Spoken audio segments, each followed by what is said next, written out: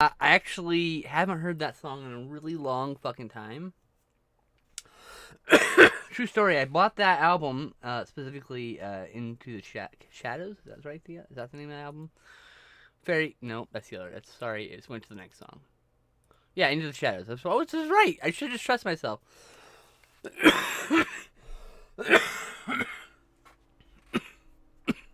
Well, anyway, I remember getting this album off of a guy who worked at Metal Blade Records, who went to our school. He was like an intern.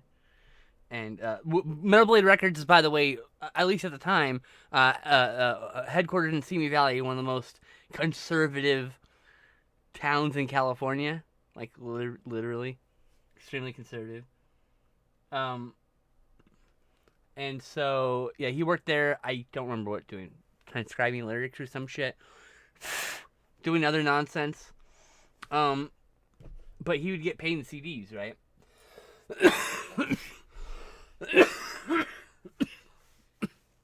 This guy pulls up to, sorry. So he has, she's like, hey, you want to buy some CDs? And I was like, sure.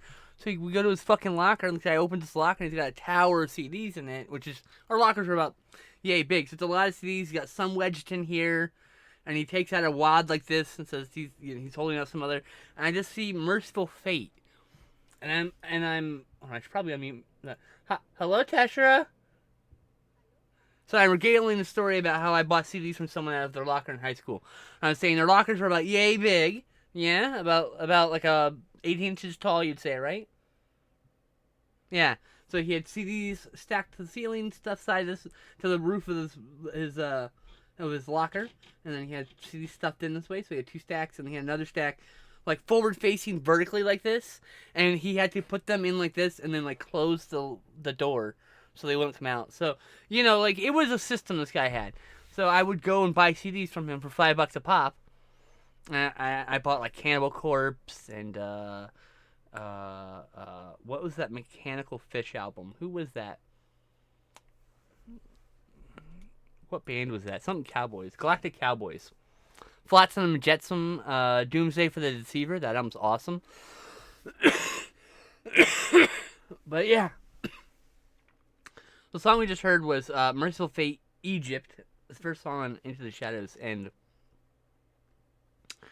that's a fucking belter that starts off that album.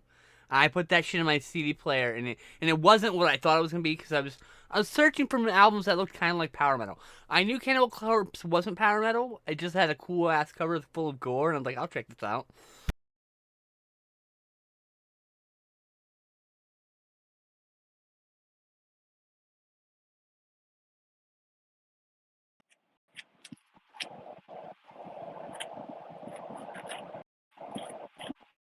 Hello.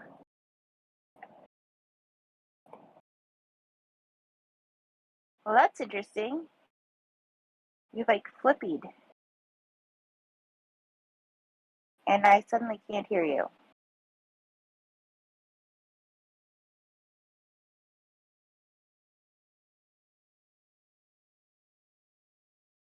That's on me. That's on me. Sorry, I was muted. I was saying your Yeah, art needs to go lefter, but no, you weren't hearing me. Your pad needs to go I was lefter not. too, like way lefter. We Like, single. if you like, it's weird because there's two of you in the Twitch stream, Oh, and you're sorry. looking at you're That's looking at because it. I hadn't clicked on the right part. Look, Huh. I'm a little dizzy from headbanging. Give me a fucking break, all right? But yeah, so I'm buying CDs from this dude. I put this fucking album in, and my god, Egypt belts out that fucking record or a CD player into my ears, and I'm just like, oh, this band fucking rules.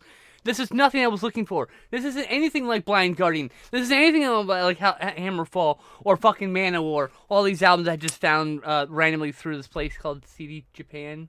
Is that right? It was a website back in the day. I don't know if it's still around. It might be. Anyway, importing these things because that's the only way to get some of those albums at the time. In 1996, 1997, right? Mm-hmm. So I'd go to like Warehouse. We got an ad coming in about 4 minutes, but I could go to Warehouse and I just sift through the used bins trying to find stuff because They just had a big rock and metal section, just a big, it was this big bin, and they said it was alphabetical, but man, that was never alphabetical. So I just went from one end to the other, and I pull out albums and be like, okay, read the song titles, look at the cover, see the band titles, see how the see after a while you finally figure out, okay, so death metal albums have band names that look like this, and power metal albums have a band names that look like this, and you start connecting some dots. The problem is there's some bands. Amon Amarth, I'm looking at you motherfuckers. At the gates, I'm looking at you motherfuckers. Sorry, what is that? Who's at the at the gates? Yeah, what album was that? Slaughter of the Soul. Those fuckers. Man, that looks like a power metal album on the cover. That was not a power metal album. That's a good album, actually. I still like that, but it's At the Gates, actually. I'm not Amon Amarth. Apologies. Different metal band that screams with the microphone unintelligibly, and I can't understand because I have audio processing issues. But that being said, even with all that, the music of At the Gates, Slaughter the whatever the fuck, I forgot the name already. The instrumentation on that was so much. I just like fucking laser focused on the guitar stuff, and I'm like, oh, so good. I want people to play like this, but sing with clean lyrics. We finally have bands like that, by the way. Anyway, so I'm buying fucking Metal Blade CDs from this kid's locker and fucking during my lunch break. His name was Henry. I don't want to mention his last name. He's actually kind of a notable person now, and so we're still mutuals on like Facebook and Instagram. We sometimes actually like each other, like, you know, send likes at each other's stuff. Like, he's got a cute cat. Anyway. Cat. Anyway, so I buy CDs out of that dude's locker, and I found a lot of random stuff. A lot of Ancient. This band called Ancient. Grandois Blood Fiends? No, it's Grandois. Ancient Grandois. Yeah, it is Grandois Blood Fiends. Alright. Mad Grandois Blood Fiends. That's the full album. That album fucking whips. Sleeping Princess of the Urges or whatever it's called. Fuck, dude. Fucking. And then there's like there's like 3 or 4 tracks in the middle of that album that are like this haunting poetry over like fucking moody music and occasional guitars and sometimes growling, but like there's mood pieces in the middle of these albums that are just fucking incredible. I don't even know if that's like a notable album or not.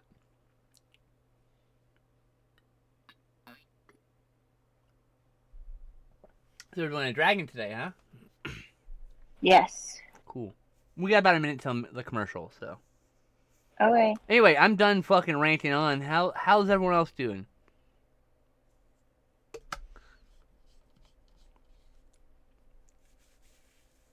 And I also use I like to use the skin slip bongo as music because I was headbanging to the drum. What's that? I've already lost my pencil and my eraser. Take your time. We're 40 seconds into. We're about to go to a commercial. You're good. I don't think they're gonna get filmed very quickly. There's my eraser. It's okay. We don't know how long the ad break will be either. It'll be anywhere between 30 seconds and 3 minutes. It's probably not 3 minutes, but I can't control that part. I'm not the person who delivers the ads. Or B. Like, if we were in a discussion right now, I'd smash that snooze button, but we're not. Tubi. Poopy, getting through the day. Oh, big hugs. We're gonna hang out and watch movies, Abby. It's okay. Oh, shit, I gotta message my friend. Fuck, Megan. I just remembered. Hi. Hug.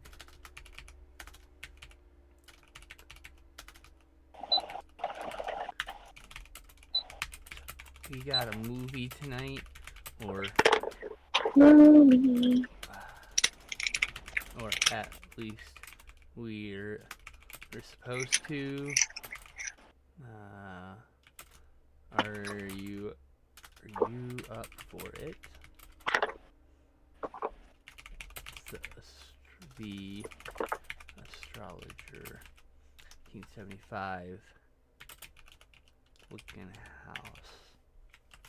I have to specify which astrologer, which the astrologer I'm talking about, because I talked about this on stream, but it's one of my special interests.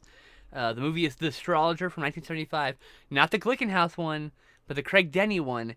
I am like so down the rabbit hole for this. I literally have this man's birth certificate.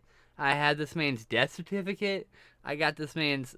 I've got like FOIA documents, which is Freedom of Information Act documents.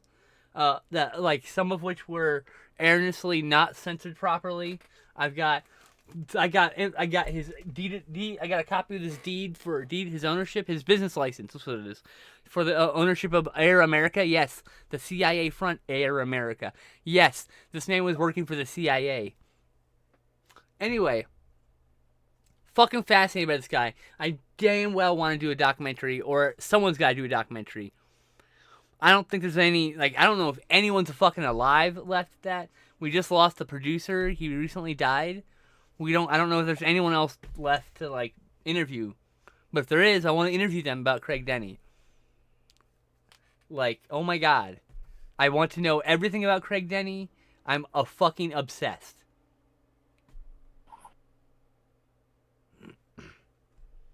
You know? I'm just fucking obsessed with Craig Denny.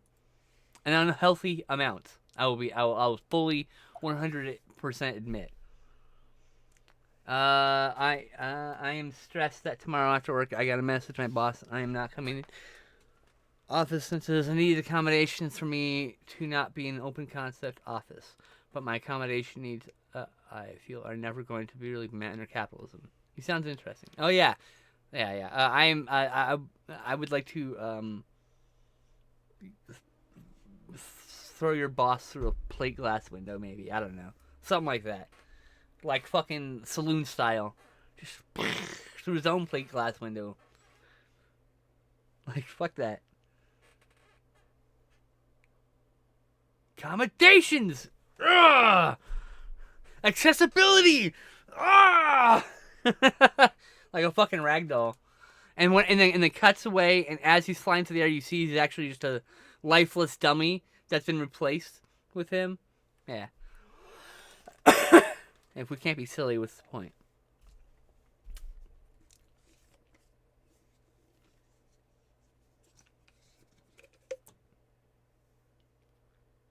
If you were a dragon, but you couldn't hoard gold, what would you hoard? Bitches. No, okay, seriously. Movies. I already am a dragon that hoards movies. Hey, baby, you want to fuck a dragon? Hey, I'm here. I got a hold of beautiful treasures. Filmic history. What's that? I do not know if I could draw a bajillion tiny movies in this dragon's hand. Well, you fucking asked. You can draw a bunch of piles naked women if you want. What's easier? Cannabis plants. I mean, I maybe I'm a dragon of cannabis. I'm a weed dragon. So instead of see, I'm a kind dragon. So like, you know, some dragons have acid breath, frost breath. I have incinerated cannabis breath. I just blow poofs of weed in your face and you get stoned. I think she will be a frosting dragon. The weed dragon has spoken. She be what? Frosting. Frosting. Maybe she's playing in the snow. Oh, well, frosting, like cake frosting. Yeah. Oh, okay. That'd be dope as fuck. I want that too. Yeah, that's the superpower. Like, what superpower do you want? I don't know. I want to be able to tell weed smoke in people's faces, including cops, especially cops. Actually, I wish for cops I want to be able to expel fentanyl breath.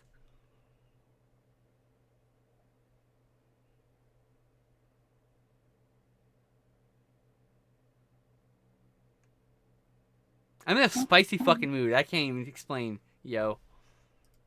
I need to fight something or fuck something. Like, fight someone or fuck someone, I should say. Though some people identify as it is an object, so maybe I am fighting or fucking something. Who am I to judge?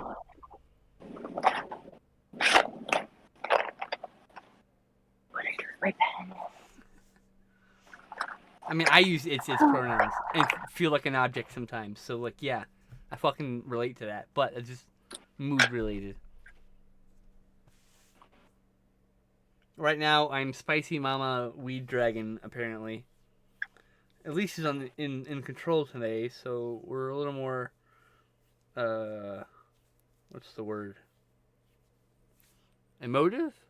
Energetic? Energetic, I don't know.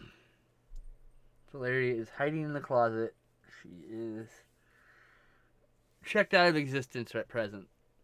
So Aww. I'm here to host the show for you. I had Al sit with me on my bed last night, and he seems trusting more. Oh, yay! I'm so glad. I hope that Bunny ends up loving you, cause you are such a good bun mama. You know, he'll get it eventually. He's just gotta understand that you're gonna take care of him now. He's gotta get used to your sense and you, and that you're gonna be kind and not harmful. You know, it's been traumatic for him too, so. But you're doing a good job, Bun Mom. I know you are. Bun Mom. She's a good Bun Mom. Good Bun Mom.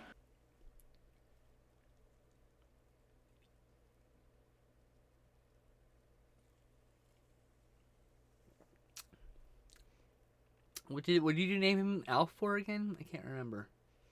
It was like a Final Fantasy name or some shit. He doesn't like when I clean his area because the vacuum is loud. Oh, poor baby. Alfinod. Probably butchering that. It is a Final Fantasy thing, you fucking nerd. Nerds are the best. Oh yeah, of course. Nerds are the best. I have never been anything but an unrepentant fucking nerd. Huge goddamn dork. I mean, like, I've embraced it. Like at least, way more confident than Valeria. But, like, yeah.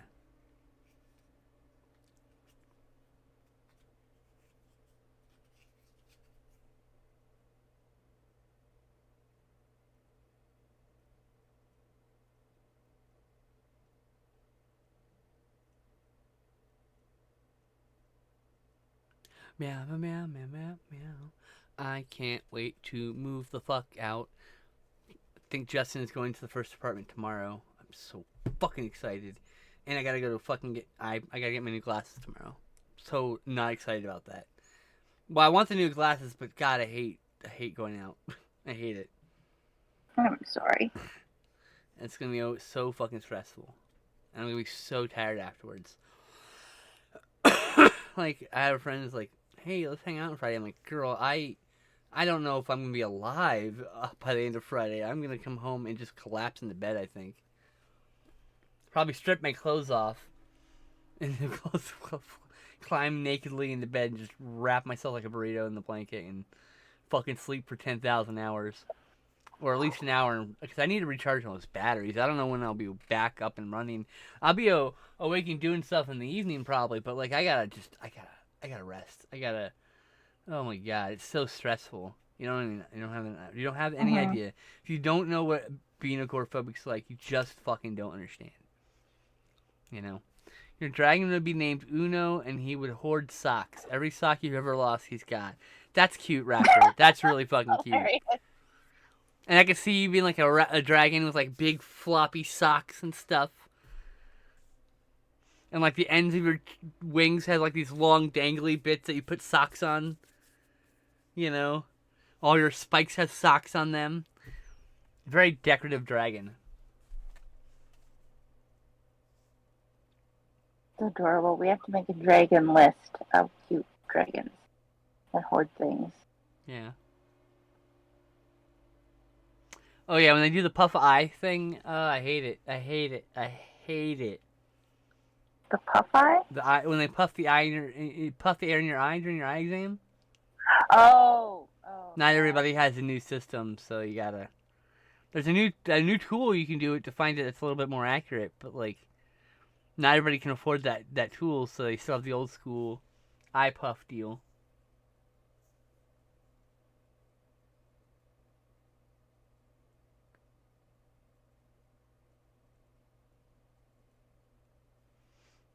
Meow meow meow. But yes, I'd be a weed dragon. A weed dragon and a movie dragon.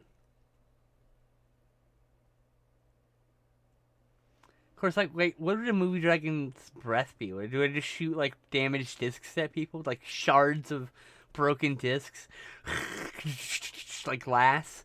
Oh, can you imagine like a glass breath, like a magical glass breath dragon? Oh Christ! Trying I think it to, would just be really light, like bright, like a spotlight, and you'd be blinded. ooh, maybe I'm shooting a laser, like a fucking DVD laser out of my mouth. A weed anime dragon, yeah. But I really like the idea of a weed dragon who's like got like part plant and exhales weed smoke, burnt cannabis. And that's how he like. So it's a hunting thing. So he does that. A lot of animals are like, if you blow weed smoke, you can kill them. So like he either suffocates you if he wants to eat you or whatever, or he gets you really stoned if he wants to eat you, and then he just throws you in the mouth. Oh, because you're like, you are so paralyzed stoned. Because people don't understand, if you get too stoned, you go like couch locked is what they call it. But what it is, you just get like, you can't. You're just stuck. You can't move. You just sit there. You're like, oh, this is fucking crazy. Like sleep paralysis? Kind of, but it's not like that serious. And then the dragon just picks you up and drops you in his mouth and eats you. And he grows weeds, like his like weed grows on his back and stuff, like nugs. So everywhere he goes, nugs drop, like little trails of nugs. So he does like dusting and THC wherever he flies.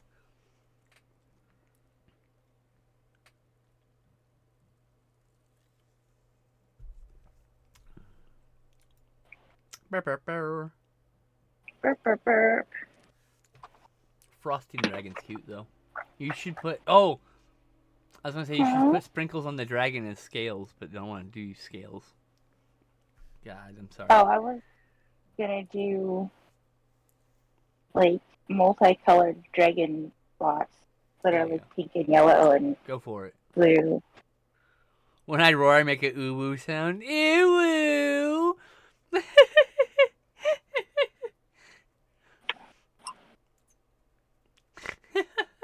Abby, you're so dorky.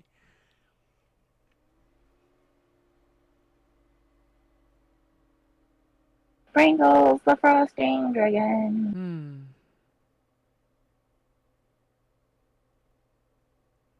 Hmm. No, I'm dorkier than you, Abby.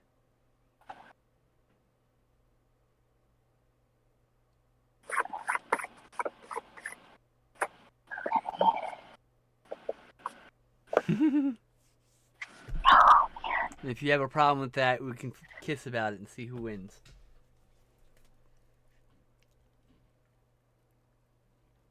Okay, slight handbrake. You gotta convince me.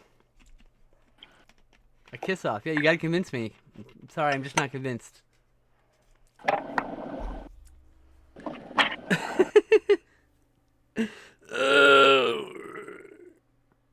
Oh.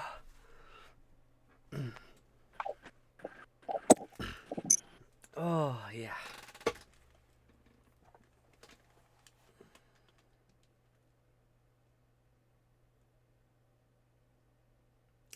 Ow. Ow. My jaw cracked. Oh, ow. Yeah, the sound doesn't come through the sound, your thing, but it goes to the stream. Was it very loud, stream? It's kind of loud, yeah. It's just my TMJ. It happens when you get your fucking teeth punched out by your ex. Your jaw doesn't sit like this. Like, see, normally you have teeth, so your jaw sits like this. And when you don't have teeth, your jaw sits like this. and so it makes this tendon here like elongate a bit, and so it's the jaw like kind of coming out of socket, I guess, a little bit. Mm. It's not Sounds comfortable, but it doesn't hurt. It's like ow. So you're just doing that now. I'm like, now my jaw is sore because I did like 15 times in a row into the microphone to illustrate. But that's on me. I'm just too enthusiastic about things today. enthusiasm is good. It's actually frosting, Raptor. It's not ice cream. It's frosting. It's a frosting dragon, and its breath is sprinkles. It just sprinkles everywhere. Which means if it doesn't like you, that hurts a lot, and if it does like you, you just get covered in sprinkles. I mean, it could be ice cream. That would be really cute. That's true. Mm-hmm. Let's see here. An ice cream dragon would just blow cold or sprinkles at you.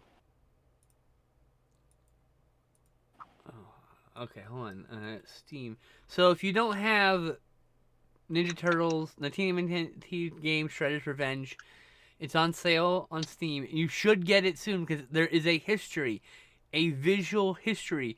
You can go see it of Ninja Turtles games being released and within 3 to 4 years completely disappearing. You can't play them anymore. So Aww. if you want the game, get it now because it will not always be here. It will not always be here.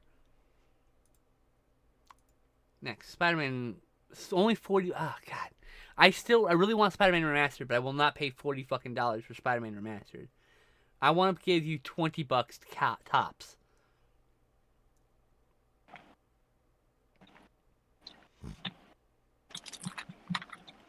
Everything is getting more expensive.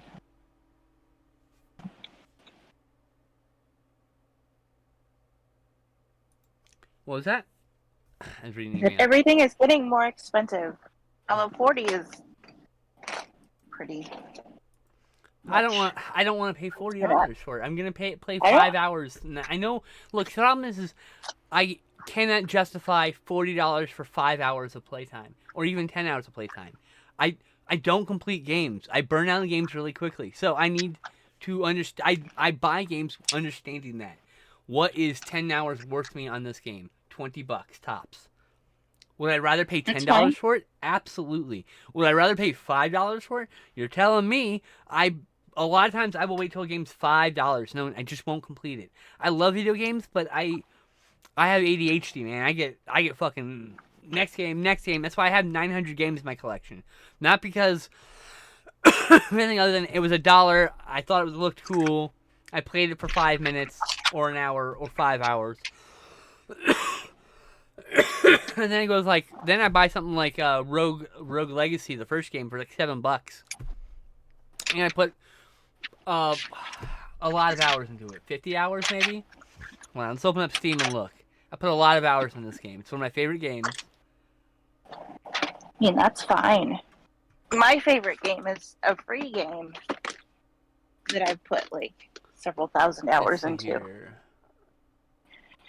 Hi. Turn that off. Rogue Legacy 1 I have played for 58 hours. So sometimes a game will hook me, you know? Let's see here. PlanetSide 2 I have put 194 hours on, but that's only on the Steam version, which came out after my addiction ended. So I need you to understand, PlanetSide is a game I played for 16 hours a day, 7 days a week, for solid 5 or 6 months. I put thousands of hours in that game before it ever got in Steam, because it had its own launcher for a long time. I was part of the beta. I played in the alpha at SOE Live, where I was running a fucking booth, because I got invited to run the board game booth at Sony Online Entertainment Live, which was their yearly convention for all their games at the time. That company becomes Daybreak at some point, or it gets spun off into Daybreak and their own thing now. But I used to know a bunch of people who worked back then, back on that game. They don't work there now, so My problem is my autism makes me stuck on one thing, and then I see something cool, buy it, and never play it. 100%. 1000%. I have... A viewer sent me a game, what's that game where you, like, you can, like, you have to just take a sledgehammer and just destroy the whole level or whatever? God, what is that called? Teardown or whatever? No, it's not called Teardown. It's called something else. I had a very lovely mutual on Twitter take pity upon me and buy that game because I really wanted it, and then I just never played it. Not for any other reason than I just 10,000 other things happened. I got distracted. I completely beat some game like hold on, what game is this? I completely 100%ed the Shredder's Revenge, but not on this copy. I actually completed it on Xbox Live, and then when Limited Run Games announced this, I bought it. Speaking of which, I gotta get that one. There's a Castlevania collection, and I gotta remind myself to buy it tomorrow. Actually, I have to pay my artist, and then I gotta pay my friend for a Godzilla, and then I gotta pay my bill. I gotta pay my bills also, and then after that, after I have money, I'll buy it. I have to make sure I pay my bills first. Always, always, always, always, always. You have to be responsible to a point. Everything in moderation, including responsibility, okay? So, moderation is I pay my bills. There's a roof over my head. I pay my rent. I pay my electricity, blah, blah, blah. And you paid your artist. That's the most important. Yep. I always pay my artist. I mean, it's taken me a long time to pay this artist, but it's a very expensive art piece I'm paying for, and I have to pay for it in installments. And they are very understanding, and I love them dearly, so... And I will fucking pay them, because they mean something to me. And my dear, beautiful, amazing friend Amelia bought me the Dark Horse Godzilla. Is it easy to get? Yeah, it is easy to get. 1 second. Oh, it's big. I always forget how big this thing is. Ah! My friend Amelia bought this fucking thing for me, which is a toy of my favorite Godzilla ever. And it was a limited edition at Comic-Con, and she was at Comic-Con, and I was like, hey, can you maybe get this for me? And I still have to pay for this. So... And when I get to the new place, and I get some appropriate shelving, the box is probably might be out and displayed with the figure on top of it or in front of it. We'll see. I might actually just store the box away. But the figure will go on display. A lot of these, I have a bunch of figures up here that'll go on display when I actually get a place. Take that box. Including, I also have Reinhardt from Overwatch. I bought that motherfucker because I am a Reinhardt main. I'm also Diva main. I mean, I'm a tank main because he can't just play one trick at this point. I play a lot of Reinhardt and a lot of Diva, and now a lot of Orisa because I gained a knack for it. I used to play a lot of Wrecking Ball, but something about the way he controls, my brain can't wrap around it right now. I used to be able to play him great, and now something about his timing's off, and I haven't taken the time to sit down and actually practice how to use him. I get stressed out with him easily. I mean, when he was when he first came out, man, I had so much fun. I'd show up in the back line, shoot a bad guy, because we had 2 tanks, right? I'd shoot a healer, or fuck up a DPS, and maybe I wouldn't kill him, but I'd roll away, and they'd be distracted and not attacking my boys. Or I would kill one, and I would get out for free, and I mean, I used to play that character as a harrier, to harry the sidelines. He was like a flanker tank, but you can't play him like that anymore. And the way you play Wrecking Ball now, from when he started, is extremely different. His role has changed, especially since there's only one tank. I almost think you should lower his his HP a little bit and make him a fucking DPS at this point. You'll work better over there. Oh, true.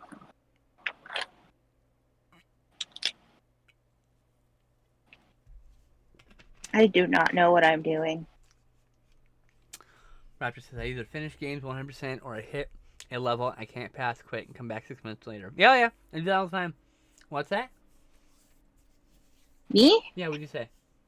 I have absolutely no idea what I'm doing with this coloring. Cool. I believe in It's you. just Believe in the heart of the spot. paper. It knows what it wants. You know what you're doing. Just I have no idea what I'm doing. will the art into existence with your will, sheer will. Ah.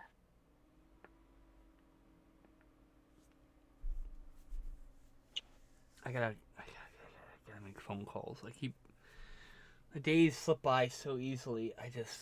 I don't think I'm gonna be able to get anything done until I get fucking. I wanted to get my Orky done before I moved, but I actually might be moving before then, so I have to find a new doctor, and then get a new referral from Orky. I'm not looking forward to it. I really am not looking forward to that. Because I need to. I mean, I might even look. I'm so not looking forward to that process. I might actually go DIY estrogen, just because. I just don't. I can't. I don't know.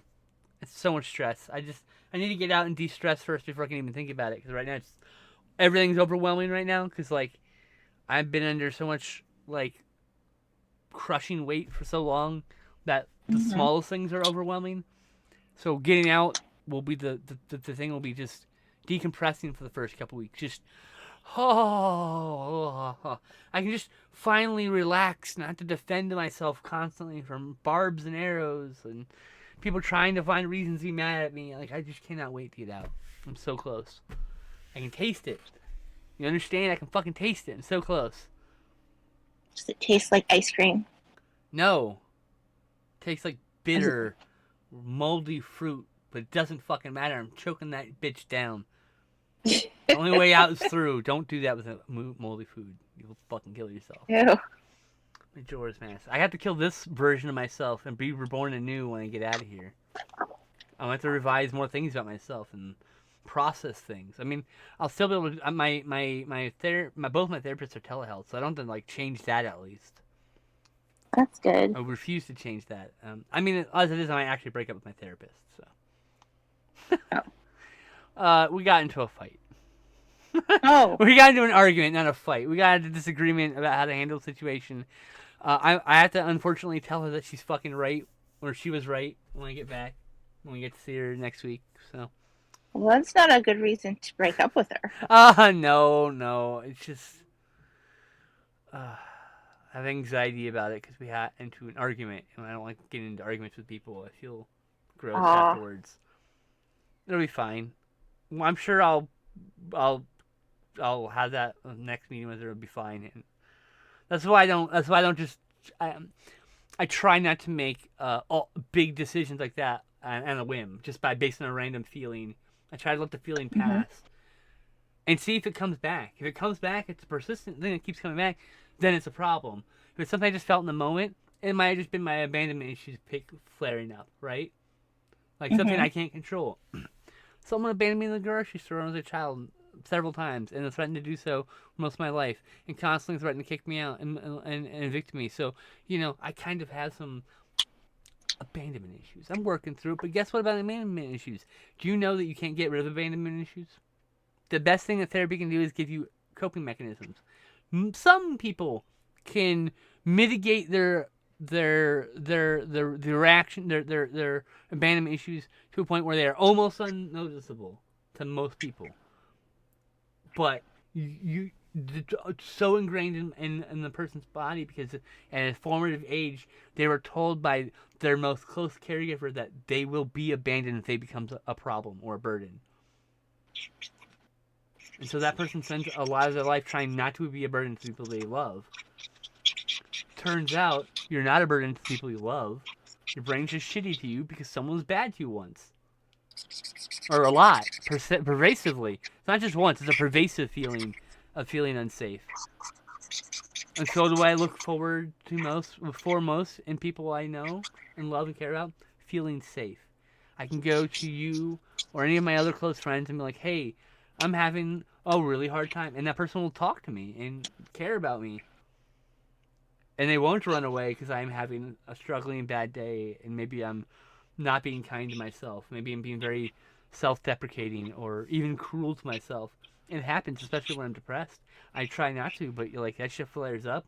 I have impulsivity issues, and sometimes it comes out before I have a chance to like beat the thought down.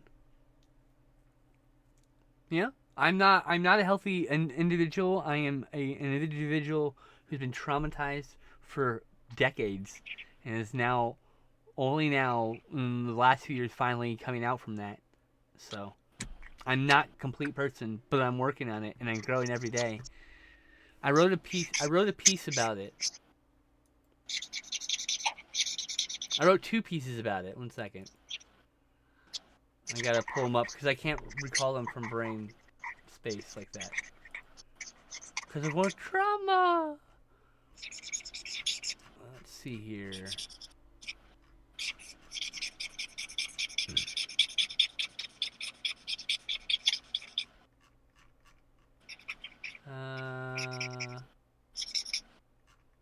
Where is it? It's a little fragment. Where is it?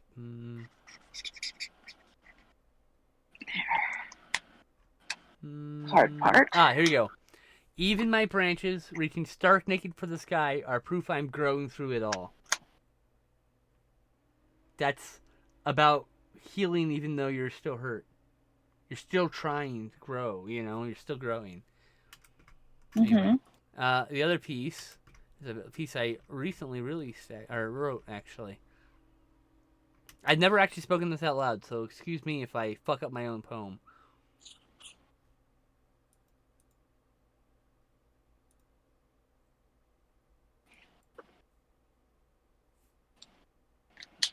Hold on. Okay. All right. The burning ash, a sunrise of promise. Bonfire encircled by supplicated wheat. A sacrifice of fertility and bountiful harvest, though not of womb and not to eat. Offerings given with heavy toll, a hope for growth and happiness replete. There you go. That's the whole song, the whole poem. Well, I like it. Thanks. Sometimes I write things and they're good. For some reason, there we go. My dashboard stopped working.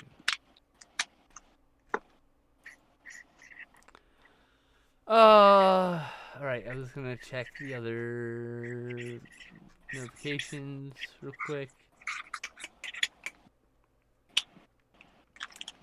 Boop, boop, boop, boop, boop, boop, boop. Oh, blue sky, it's going so slow. I'll check you later. Oh, you never burdened me either, Abby. Don't worry. Oh, you're here. Majora's Mask. Oh my god, I suck at the driving part, and there's one dungeon that makes you use every mask. I could not land on the small spot that you need to dive and jump out for. Oh, interesting. I played just a little bit of Ocarina of Time. And I played half of A Link to the Past. And I played a little bit of Minish Cap and a little bit of Oracle of Ages. That's it. I played one Link one Link game. I can't tell you which one it is. I got really annoyed at it because you can't get past 999 gold, so I stopped. Okay. Dork. Oh my God. am. You absolute fucking nerd. I can't be rich in real life. I should get to be rich in games. That is rich for that world. No, I wanted more. Oh, it's really annoying. That's the story of life. I got love. I had love, but I wanted more. It's true, though. The story of the world. The story of life. I wanted love, but I had love, but I wanted more. Love's the only thing you should be greedy about wanting. You should have as much love as you need. Some people don't have any love, and it's sad. I know. I want to hug them. Me too. Look, some people get 7 girlfriends. I'm not going to do 7 girlfriends. That's a bit crazy. I don't know how anyone has 7 girlfriends and has time, but mad respect if you can dance. If you got the calendar skills to make that work, go for it. Hell yeah. Go for it. I know sometimes it's yeah, I have two partners, but it's like I personally have one, but like they'll be like, I have two partners, but they're a couple. So it's like, so then you're only spending time with them together as a couple. That makes sense, right? But then you're like, oh, how do you have 7? I knew someone who has 8 girlfriends. I'm like, how? She's like, I don't know. We just make it work. I'm like, that's fair. Like, I'm not judging. I'm just genuinely curious how you make that work. Like, wow, that sounds like you must really love planning. And you know what? Mad respect for anybody who can plan that. You know, like, damn. I can't do it. I struggle planning for one person, me. Can't See, imagine I being think like in a polycule where they have like a weekly schedule that dropped every Friday, Saturday night. Yeah, dude, I'll tell you the time I'm free this week. I gotta wait for the polycule schedule to drop. What was that? You gonna say something? I would think it would be different. I think you'd have to be okay with be changing things impromptu, and because no matter how well you schedule something, something's still going to come up with that many people. Oh, I feel like I that couldn't that would be the issue. handle constant like that. That's the problem right now in my current life is the Yeah, fluctuating schedule without a consistent like day to hang out and time. No yeah, consistent one-on-one time at present. You know, it is what it is. Like yeah. But I think that would I knew be what I the signed up hardest for when to I got deal with. involved. You know, like it's okay. I'm cool with it. It's just a struggle sometimes because like I only get to see her like once a week at present because she's working Mhm. and tired, and I get that. And I'm not complaining to be clear here. And so like sometimes I'm hanging out and doing something, and it's like we're hanging out now. I'm like, oh, I'm not gonna drop everything and ditch my friend, right? Thank you, Lauren, for reminding me to stop shrimping. So like I'm not gonna ditch my friend, but yeah, some weeks I don't get to see her as much just because it's all spontaneous. I love her to pieces, Yeah. but like it's sometimes frustrating, but most of the time it's whatever. It's like oh, okay, bummer. It's the way it And goes. I think the spontaneity would be what's the difficult part, not the scheduling. Yes, the Just the spontaneity, the we fact have I to can't yeah. schedule anything, it feels weird Yeah. sometimes, but I can. It's just Yeah. I have to just be okay missing time sometimes, you know. Mhm. I would say my only frustration is that I do not have enough attention in my life, and it's not a frustration with her. It's a frustration with the rest of my dating life, which has been going very poorly. So, you know, like I'm a very needy person in the sense of I need the attention of more than one person probably. Ah. Also, having like a like what's the word a partner you cohabitate with. There's a word for it I can't think of. Like that would make things easier on me. I would really want that. I'd be less bothered by my ancillary relationships. Ancillary, there's no ranking, but my other relationships, I should say, if I had like a nesting partner. There's the word I'm looking for. Nesting partner. Ah. If I had a nesting partner, a lot of my needs are met by having a nesting partner. Just someone to cuddle, someone to be with during the random days. You know what I mean? Mhm. So, I just looking for that in the world, and everything will be fine. So even if I'm frustrated now, I just remind myself that like it's not a failing of the relationship. It's just I have higher expectations in my needs, and I need to fulfill those elsewhere. Polyamory for the win. That's the thing about polyamory is, you can do that. That's how it works. You know. That is the wrong pink. Oh wait, that might work.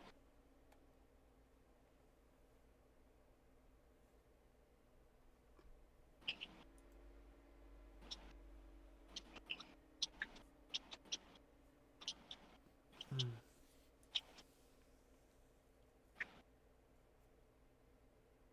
As long as it works, it works.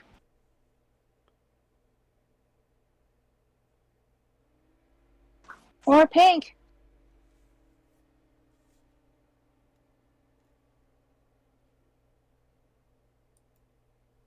More pink.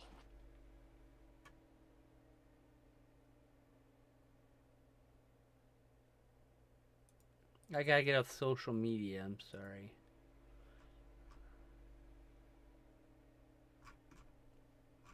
I had to keep it open because I was waiting for my friend Megan to message me back. Oh, did they? Yep, we're watching a movie tonight after me and Abby hang out. Yay, movie. Yeah, excited. All right, social media closed again. Oh, Alpha's sleeping. Oh, send me a photo. Send me a photo if you can without waking. Without waking, of course. If you can't do it, then it's fine. Don't wake the bunny. I feel incredibly bad if I woke the bunny. Bunny.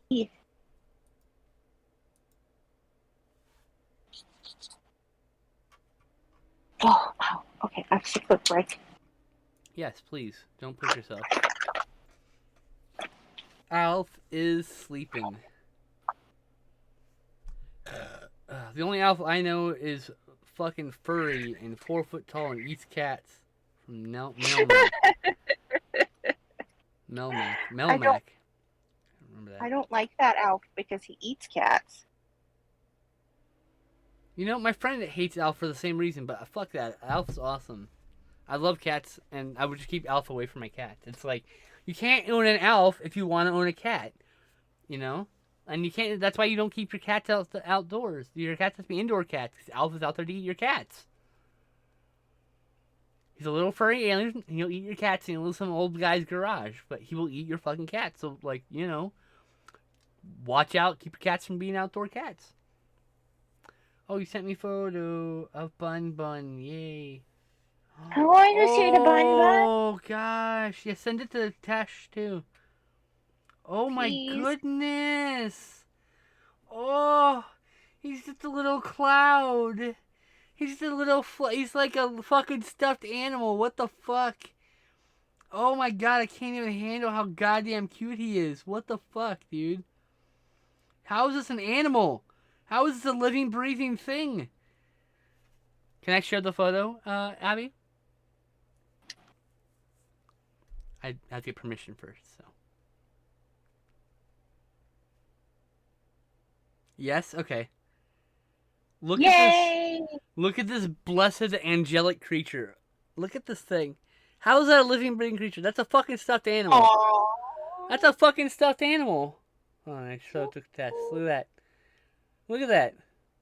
Cute. This fucking stuffed animal. This thing lives and breathes. Can you believe that shit? This thing thumps at you if you're not careful. This is so fucking cute. My God. I'm absolutely fucking feral for your rabbit. And not in a, like, I want to eat him. And I want to love on him and treat him good. You have 4 indoor cats now. Hell yeah. Me and Justin each have a cat. So we're going to have 2 cats when we move in. He's a sweet boy. Yeah, Alpha's a sweet boy. I can tell. Look how soft he is. I can't wait until he feels comfortable enough to, like, snuggle with you. He's so cute. One day I'm just going to get a photo of Alf in her lap. And I'm like, yeah!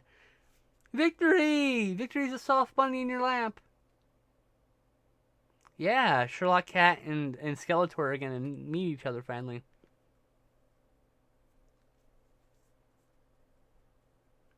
She's got another name, but I fucking never remember it because her first name was Skeletor. Because she has a white face that looks kind of like she's like what are those cats with the different Neapolitan like colors? What is that name of that cat though?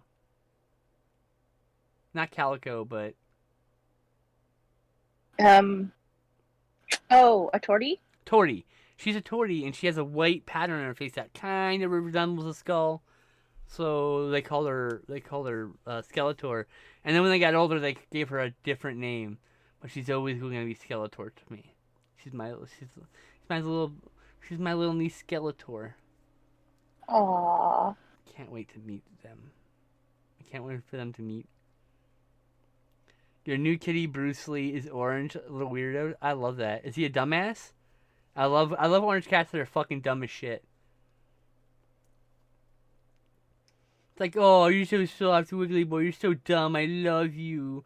Only one brain cell. Blah, blah, blah, blah, blah. So that's me talking to my friend's orange cat. Officer Dumbass, which is not his name, but that's his nickname. Not given by me. That cat polices everything she does, so she calls him Officer Dumbass because she's also a bumbling idiot. I love orange cats. What are the names of your other cats? What other cats do you have, Lauren? You got 3 more. Come on, hit me in them.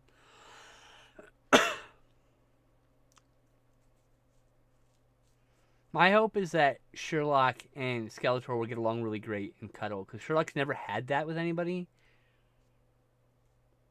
Like, Thumper was the only cat who would snuggle with Sherlock.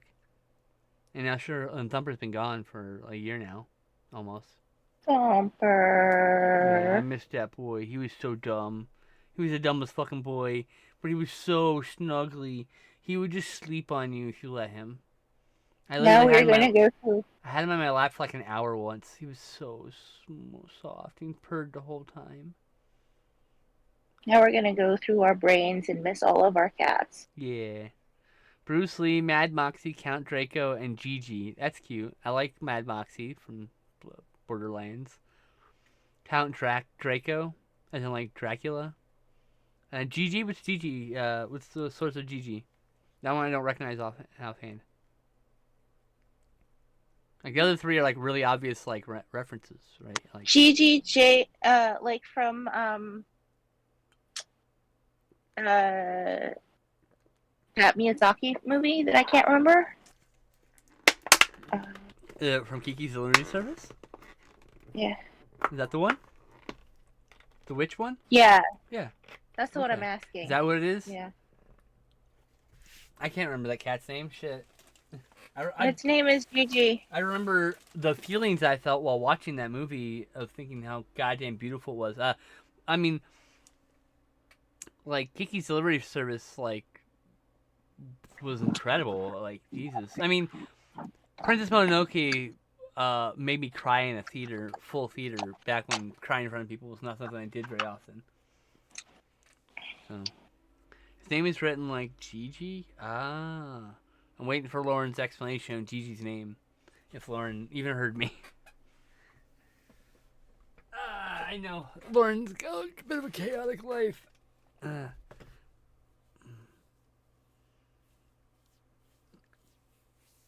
My cousin's landlady had a cat named Gigi, named after the Gigi from Kiki's Delivery Service. That's cute. She was a black and white kitty. They also have 2 orange kitties named Mochi and Jindoy. I chose the idea of calling a cat RoboCop. I call him Robo. I don't know why that's so funny. Maybe if I find a gray cat, I'll call him RoboCop. RoboCop Murphy. That's his name. RoboCop Murphy. My friend's cat's name is Parker from Alien. Mm-hmm. And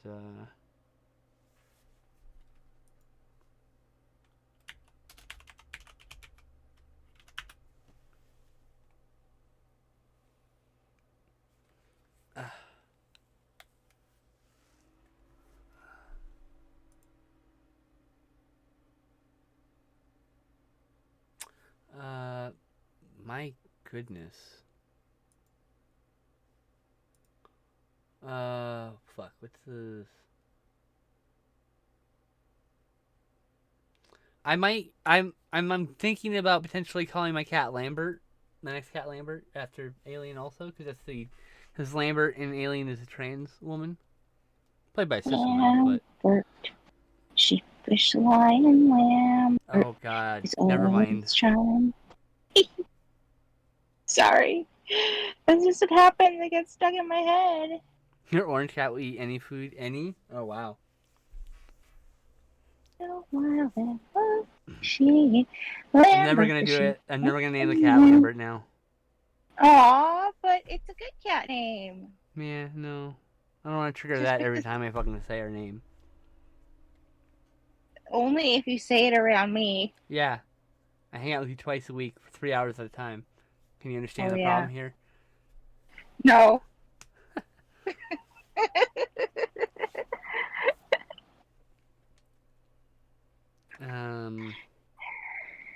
Guess what? Lauren, why is your cat's name Gigi? What is the genesis of that name, please? I beg of you, answer my question. Guess what? What? I started doing scales. God damn it. But they look so good, though. Should have been sprinkles.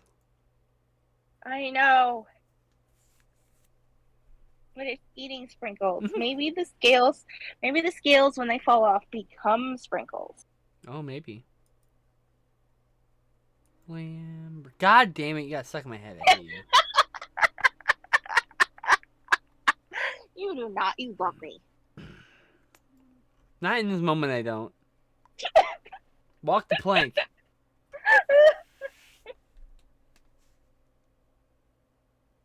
I shall take a coffee break.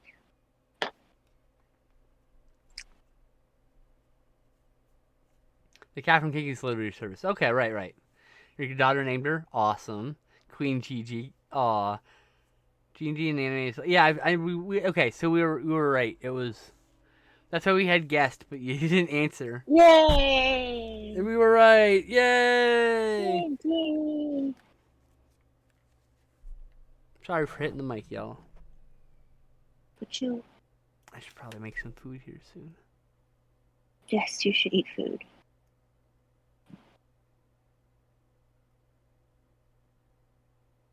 I love Ghibli. I've seen most of them. I've there's a few I haven't seen.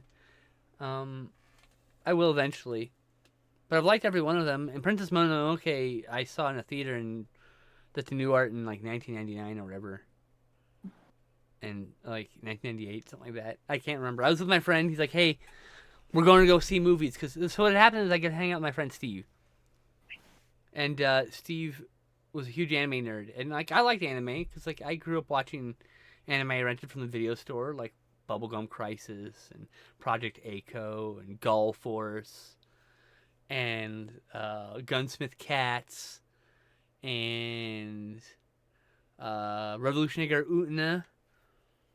Oh, Utena. Yeah, Saber Marionette J. Remember that one? Oh my gosh, that made me cry so hard. Aww. Yeah. And then, Record Lotus, a lot of Sword. Anyway, so I saw a lot of this anime before I met Steve, but Steve was a big anime fan. We would go, like, our weekends during high school was, we'd get off school on Friday, we'd pile into the car, we'd go to a theater, oftentimes LA, the New Art was very frequent place we went to, right? We'd go there, we'd see a movie, then we'd go to Del Taco back at home, in hometown, which didn't see me, get like a dozen fucking boxes of of tacos, and we'd take those back to his house, to Steve's house, and we'd eat these tacos all weekend. We'd play from Friday night till Sunday afternoon. We would play D&D, we would play Magic the Gathering, watch anime, watch movies. These are the people I watched Bound with in 1996. In a room full of horny teenage boys, who were talking sexually about them, and I'm sitting there going, I wish I were them. I wish I was Jennifer Tilly in that moment. I was like, oh. I really fucking I didn't realize that I could just be a lesbian at the time, so but yeah, that was a thing. So he would sometimes be like, if the other guys couldn't hang out, he would just be like, call me up on a Saturday night, and he'd be like, hey, what are you doing? I'm like, nothing. He's like, all right, I'm coming to get you. I was like, okay. And he would just come and get me, and we'd go watch a movie. And we'd go. And so one time he took me to Princess Mononoke. He took me to Akira, Shinro I saw in the theater, Metropolis I saw in the theater, the anime Metropolis. I saw, Shinro was incredible, by the way. That was such a good movie. One of my favorites. Shinro the Wolf Brigade. God, there's a few others we saw in theaters. Ninja Scroll. Robot Carnival. We saw Robot Carnival it was a double build with something. I can't remember what it was double billed with. Some of them are really fuzzy, and I'll be watching like an anime or whatever, and go, "Oh my god, I saw this with Steve." Sometimes it's Steve and the boys, and sometimes it's just with Steve. See, like, what usually happens is if there's a group of people, if there's 5 people, one of those people don't like me. Aw. It's just how it goes. I don't know what it is. I'm an acquired taste for a lot of people, you know? And so, like, I would hang out with Steve and the boys, and some of those guys didn't like me. They weren't mean to Ooh. me. They were cold to me. You know what I mean? I'm sorry. No, it was fine. It's just, I'm saying, like, and that was like that's the thing that happens to me a lot. Like, right now, if I'm in a Discord, there's 1 or 2 people who I butt heads with. They don't like me. It's nothing, and they may not be even be able to do it consciously, and they may not be doing it Mm-hmm. with intent, and it may not even understand why they're doing it, but we're butting heads, and my reaction is to just back away, or like, but like, that's because I'm not a me and Steph would have been friends.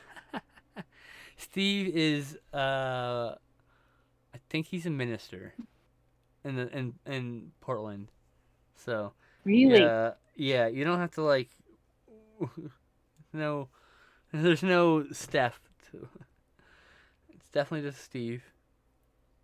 He was a lounge singer for a while. He's a good guy, like, you know.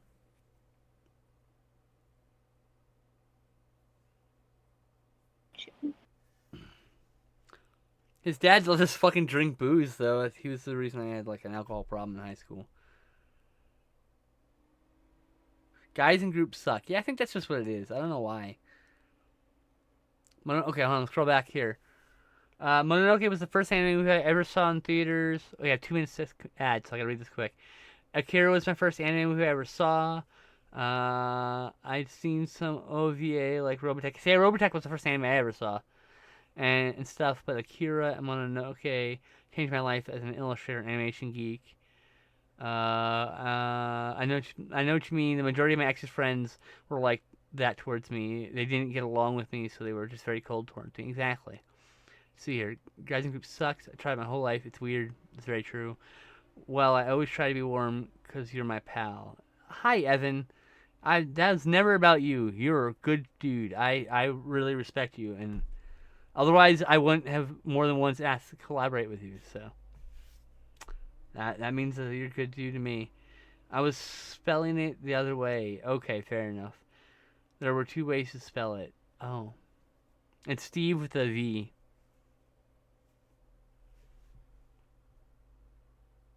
Like, you know, Steve was in a few bands and stuff. I get to listen to some demos. I actually have a bunch of his demo recordings that have never been released anywhere from a band that doesn't exist, that never did anything, that played a few gigs and disappeared. Um, there's actually a band in my high school. They actually put out a couple albums. Anyway, we're 30 seconds away from commercials, so I can't bother about that. When commercial break hits, I'm gonna be right back. Okay, Tish? Verb. Okay. Still got time. A couple seconds, 20 seconds or so. Make sure you hydrate. Take your meds, kids.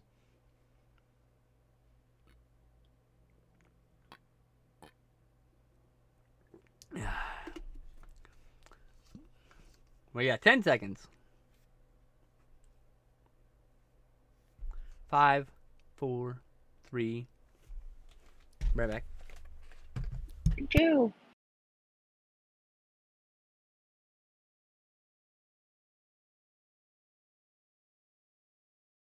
The sun was shining on the sea, shining with all its might. He did his very best to make the billows smooth and bright. And this is odd because it was the middle of the night. The moon was shining sulkily because she thought the sun, and quite rightly so, I think, had got no business to be there after the day is done. It's very rude of him, she said, to come and spoil the fun. The sea was wet as wet could be. The sand was dry as dry. You could not see a cloud because no clouds were in the sky. No birds were flying overhead. There were no birds to fly. The walrus and the carpenter were walking close at hand. They wept like anything to see such quantities of sand. If this were only cleared away, said they, 'twould be grand. If 7 maids with 7 mops swept for half a year, do you suppose, the walrus said, that they could get it clear? I doubt it, said the carpenter, and shed a bitter tear. Oh, oysters, come and walk with us, the walrus did beseech. A pleasant walk, a pleasant talk, along the briny beach. We could not do with more than 4, to give a hand to each. The eldest oyster winked his eye, but ne'er a word he said. The eldest oyster winked his eye, and shook his heavy head, meaning to say he did not choose to leave the oyster bed. The 4 young oysters hurried up, all eager for the treat. Their coats were brushed, their faces washed, their shoes were clean and neat.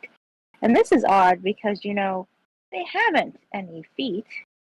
And 4 more oysters hurried up, and yet another 4, and thick and fast they came at last, and more and more and more, all hopping through the frothy waves and scrambling to the shore.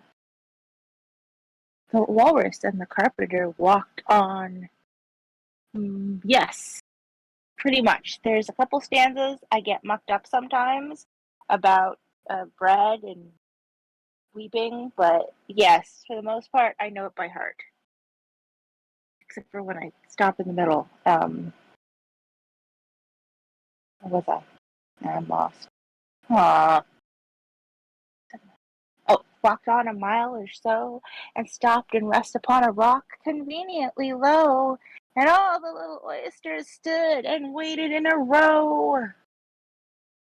The time is come, the walrus said, to talk of many things, of shoes and ships and sealing wax and cabbages and kings, and why the sea is boiling hot and whether pigs have wings. But wait a bit, the oysters cried, before we have our chat, for some of us are out of breath and all of us are fat. No hurry, said no hurry, said the carpenter. They thanked him much for that. A loaf of bread, the walrus said, is what we chiefly need. Pepper and vinegar, besides, are very good indeed. Now, if you're ready, oysters dear, we shall begin the feed. But not on us, the oysters cried, turning a little blue. After such kindness 'twould be a dismal thing to do. The night is fine, the walrus said. Do you admire the view?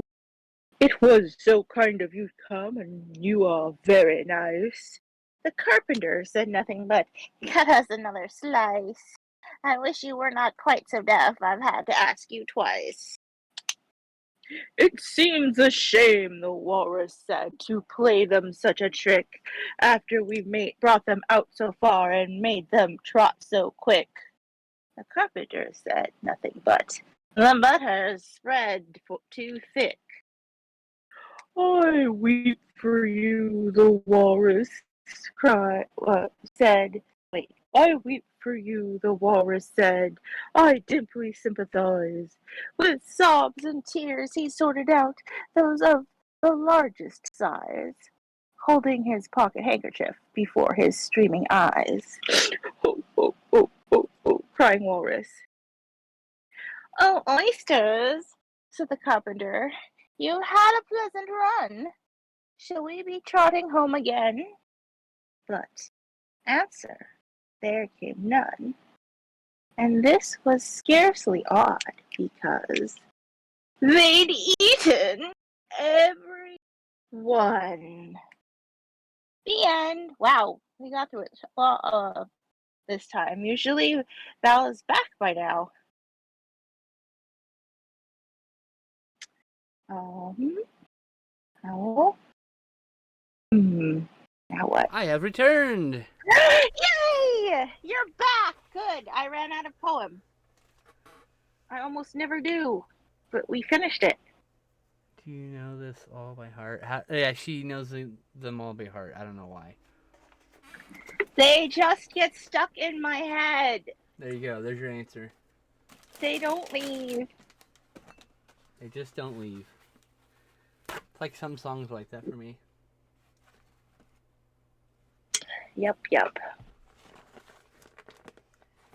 I'm gonna start getting musically inclined here, especially when I move out and I look to try to fill my days with more interesting stuff than worry and dread.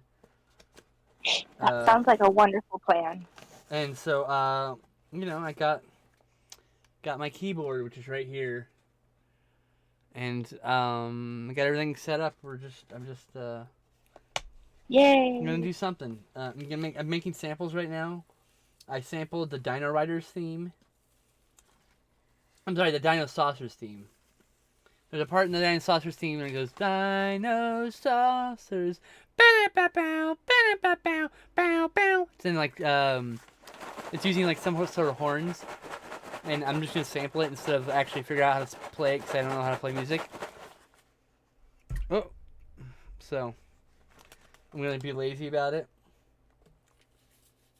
Anyway, I'm going to take a bunch of children's song snippets from various children's themes. I'm going to make a song, and that song is going to be about fucking. Specifically fucking trans women. Because I'm a trans woman, and I'm going to make songs about fucking trans women, because we need more music to fuck to. We have plenty of music to fuck to, but we need more music, more queer music to fuck to. Someone has to do it. Well, someone doesn't have to do it, but I mean, if you don't... Like, music to fuck trans women by.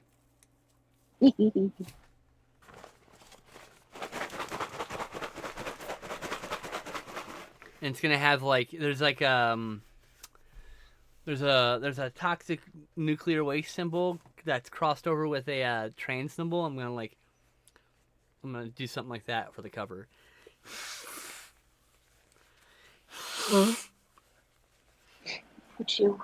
I need more pink in this tail. And I'm not gonna sell hardly any records. And the only people who probably buy my record are fucking trans people. You know what? That's how I want it. Oh yeah, and at some point we're gonna do a collab, Rom. Lauren, you and me, buddy. I'll send you over some samples. You'll lay track, or maybe I'll send you over a lyric track or something like that, and you can do what you want with it, or the other way around. Or we'll play with stuff. I'm gonna get there. Gotta get out of here first. I have plans. I don't know you buy it, Abby. Don't I have to buy it because I'm like your sister and I must support you? Yes, of course. Okay then. If you're not buying it, you're trans, so it's music for you. Oh, okay. Well, I'll still have to make Glenn listen to it. I can't read music either. It's gonna be all memory. I'm doing it like John Carpenter style, which is I'm just gonna play some shit and see if it sticks. Exactly. I make art for weirdo queers like me. Me. All my art is autistic, queer, trans shit. I just make rainbow dragons. With giant things of frosting.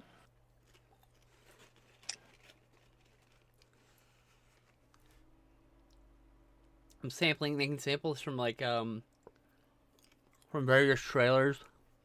Sampling like dialogue and stuff.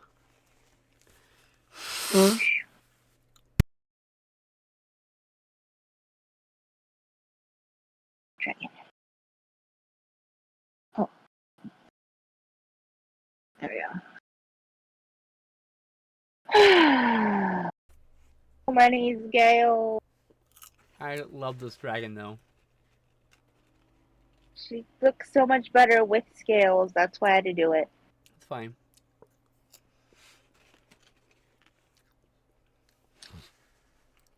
So, Lauren, to put it in perspective, I learned how to play Godzilla, the theme from Godzilla, the Godzilla Toho March on piano, but I learned it by mimicking it, and I passed a piano class doing that. That Yay! class we took together, I barely passed that shit. I took the same class. I know you were in that class, you and Jesse, right? Yeah. Not Or was it Jesse, you and the other no. one? The other one? Which one's the other one? I don't know. One of the other ones that aren't friendly with me. I don't know. I thought I MRH. took piano I didn't take piano with most anybody. Nobody wanted to take it. I took it because I was like, okay, why not? Piano. I'm not musically inclined like that, but I'm gonna do something. I'll make that everyone else's problem. Deanna took piano. I can make music without having to read a single note, you know, or know any music theory. I can just make some weird ass music. I'm gonna There's do a lot that. of musicians like that. What's that? My grandfather was trained in music, and he started out not reading any sheet music. He had to teach himself, but he started out being taught specific songs and having to know them by heart. How he started. Interesting. My dad's dad, not my mom's dad. Right. Okay.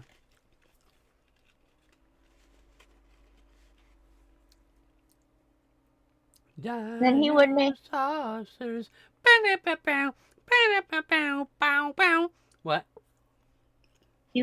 Then he would make extra money by being the wedding musician when he was in the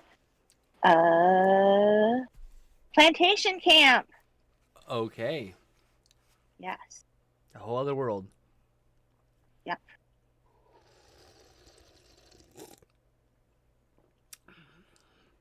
Yes, you should absolutely walk me through composing stuff on your synth.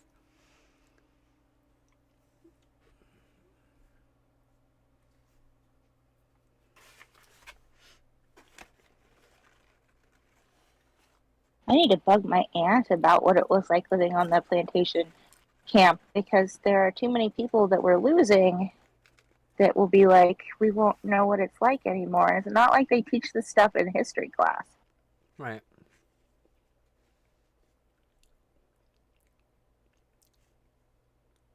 I gotta watch the inverts and tell me if you hate it.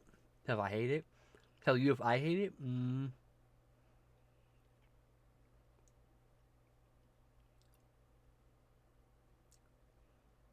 Hell yeah, let's do that. That sounds great. Let's watch. Well, let's do a stream. Let's do a stream in my Discord or your Discord. Don't care which. And then we'll do a video chat about it. How about that? My Discord or your Discord. The inverts. Oh, you can actually stream. It's yours. You can stream it here, I guess. Yeah, I'll stream it here. It's fine. I see what you're saying. It just clicked in my head what's good to talk about. I'd love to stream a movie actually. I'm gonna figure out how to fucking do that. But yeah.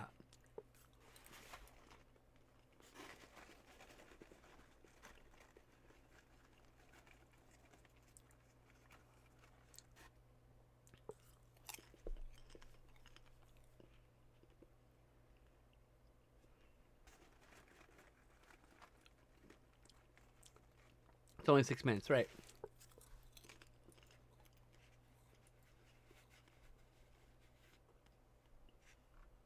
I mean,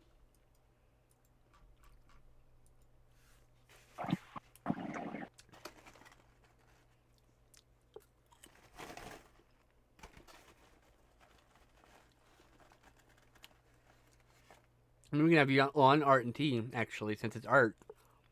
We don't have to do anything crazy. Have a short film screen on art and tea. Might be cool. Might be. Very cool. Also a good handbrake. That's true.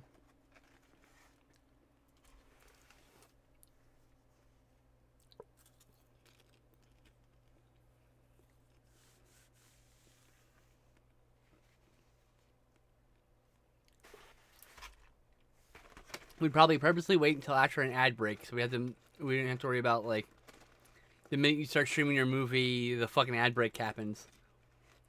I'm gonna have to wait until I get out of here. I should be able to. I have to sit down and like redo all my stream stuff anyway. So I just haven't had the broadband, the bandwidth. I've been dealing with this place.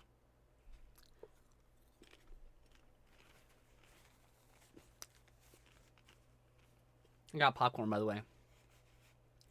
Yum yum popcorn. It'll be a good snack, and then after the stream, I'll get some real food. I ate a bagel. Breakfast. That's a good job. Ew. I want a bagel with some like. I want to go to fucking Noah's and get a garlic cream schmear, or the jalapeno burger, jalapeno bagel. Bleh. Oh, God. I genuinely miss like a big, fucking fat ass chunk of cream cheese on top of my bagel. Yes, cream cheese. Yum Gluten-free yum. bagels are okay. I've discovered that certain brands of bagels make me extremely ill, but then other brands do not. Like Sara Lee brand, Wow. I get like very sick afterwards, but I can eat Ralph's and Thomas Lee just fine. Huh. Yeah. Weird. But certain breads specifically like make me really sick. Like, so if I go to the Cheesecake Factory and eat their brown bread in the Cheesecake Factory, the one they bake there, Yeah. I'm fine. But if I buy it from the grocery store in the bag, I eat it and I would get very ill. So I think there's like a preservative or something that I'm not reacting well to. That there must be. It has to be. That's the only thing that really makes sense, right? Yeah, because it can't be like wheat or gluten because I'm able to eat it sometimes. Mm-hmm. It was very confusing. What you should do is write down the ingredients list Mm-hmm. and highlight with a highlighter the things that you think might be it. And then when you have something that is also made you sick, you do that, or write that ingredients list also, highlighting the things, and see if any of there's any cross, if you can find items that are in both or whatever. You might be able to weed it down. That's a good idea. Gotta get a bread maker. Ooh. Dawn's mom has a bread maker, but she hasn't used it in years and years. I wonder how good like fresh gluten-free bread is. Probably better than From the bag. not fresh gluten. Yeah. Yeah. There is a gluten-free bakery in LA that we've gone to a couple times with Sarah, and they have like gluten-free desserts and gluten-free sandwiches and gluten-free bread. Nice. Their focaccia bread is amazing.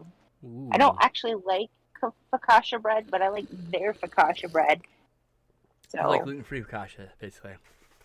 yeah. So that's But what you I like. didn't It's like- kind of funny. Yeah. There are some things that are gluten-free that, like gluten-free chocolate chip cookies. Oh, they're so good. I eat them all. I eat them, no problem. Oh, every day, all day. Doesn't matter. Never even miss the fucking chocolate chip cookies. They taste exactly the same. And you get like pizza, where you have to do like cauliflower crust, and you're just like, it's good, but it doesn't taste quite the same. Mm-hmm. Nothing quite hits the same as like 11 p.m. at night. Fucking jalapeno pepperoni stuffed crust pizza. It's greasy as shit. You're just shoveling it down. Oh, I don't know. Can't get it. Doesn't taste the same. I don't know. That's the only thing is like I wish I could eat pizza again. Gluten-free pizza is good, but not the same.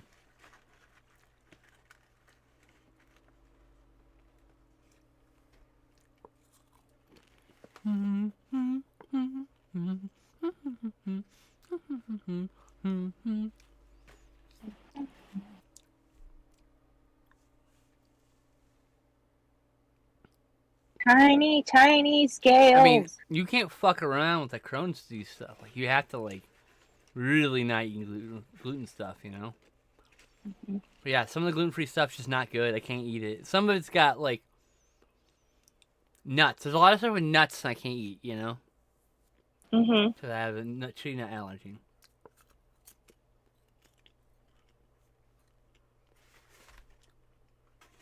My friend Melissa, she's the one that used to. She came and watched us for a while, Right. but then she has a meeting on Tuesdays, and I forgot to tell her about the Thursday one. Right. But her husband was also recently diagnosed with severe Crohn's, so they've been dealing with that. Yeah.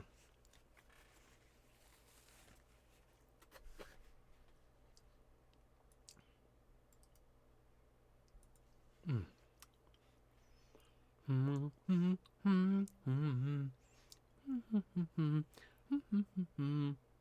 taking a handbrake. Problem is with scales is they're very time consuming and detailed, Yeah. but they make it look so much better. Yes, the weed helps always. Weed saved my life. I mean,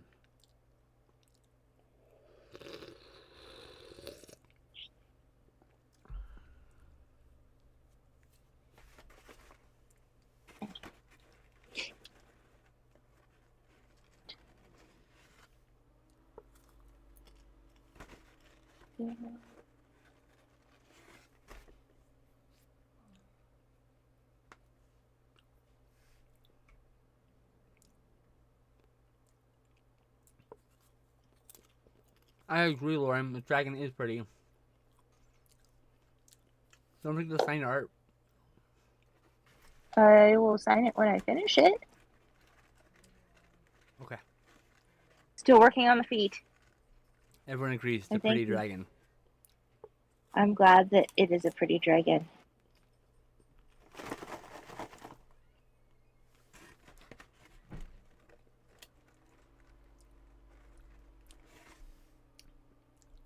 My mom is going to Dragon Con this weekend. I'm so jealous. I want to go. I know, me too.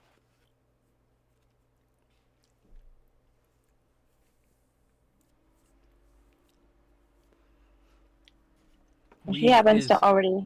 weed is life. It really is. It's magical, magical little plant.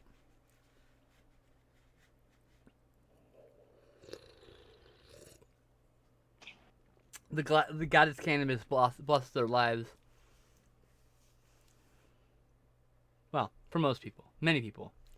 Some people aren't into it. That's cool.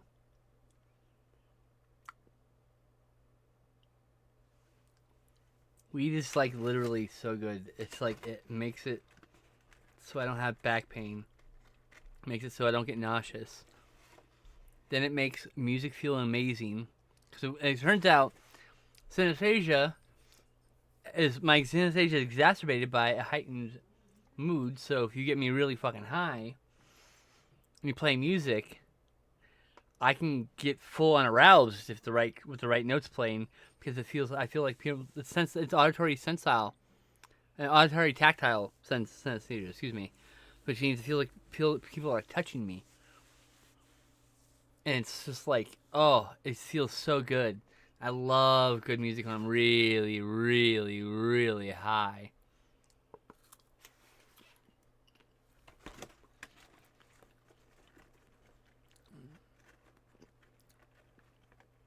A lover's voice becomes like music when you get super high. Like, my God, with this, it's like it feels so good.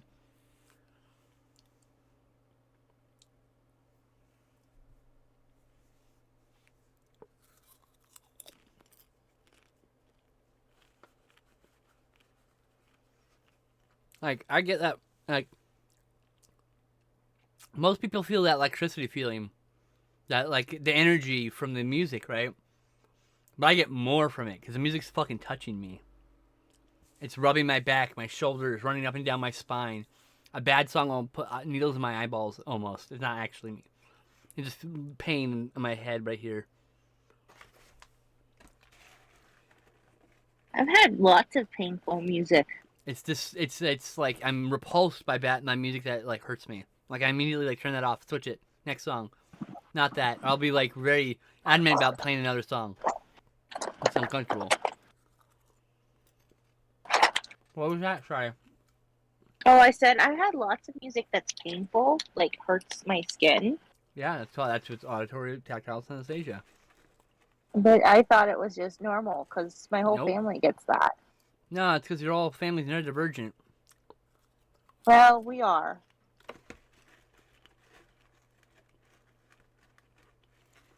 Yeah, I've had definitely very painful music. You can actually literally feel the electricity. Ooh, interesting.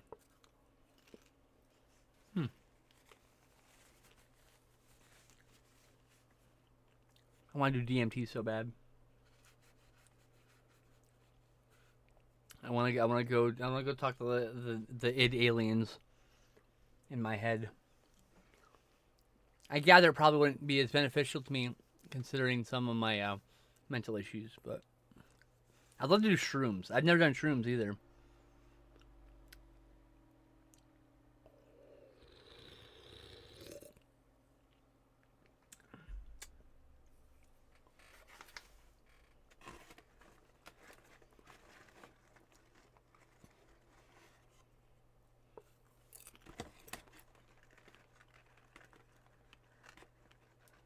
All right, I didn't finish the tale. Well, if you weren't so far away, Evan, I would come over immediately.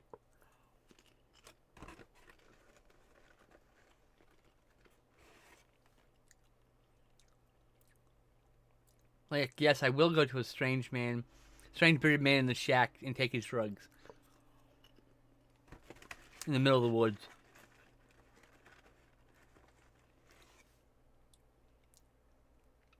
No, I have no preservation of life. No, don't let me go in the woods. The woods are terrifying to me. It's not good to me. No. The idea that you can run out into the woods for like 30 seconds and turn around and blink and like suddenly you're fucking lost. Like I can't do that. Can't put me in the woods.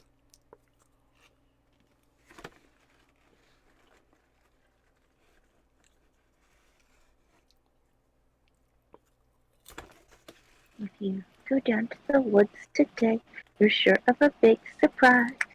That's if weird, you Lauren. go to the woods today, you better go in disguise. For every bear that ever was is sure to be there because today's the day the teddy bears have their picnic.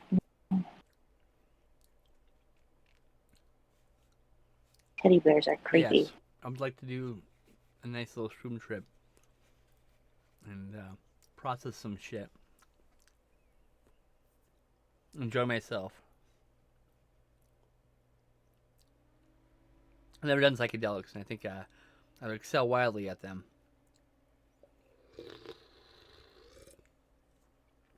I don't know how that affects me as a person when it did, though. I should probably look into that.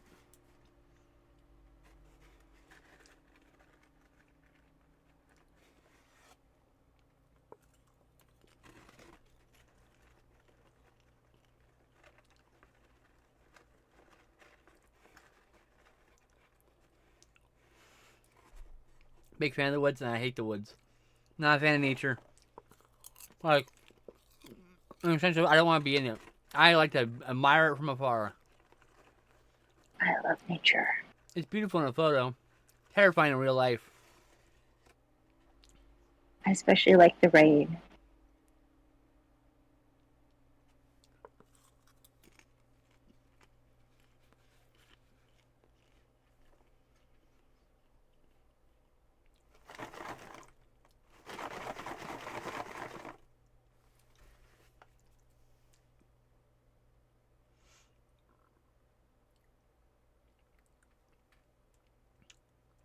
Never hike alone. Just never hike alone. Blue, good insight. Oh. I've run out of languages. Ah.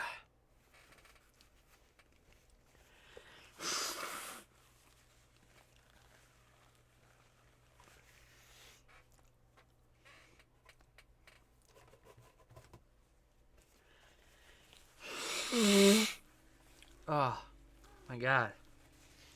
Yes, baby, I can't touch you. My hands are covered in goo. Or You. spicy stuff that's probably bad for you.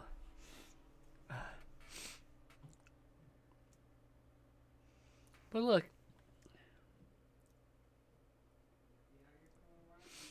Spicy cat goo. I love I you, mean, baby. I love you, baby.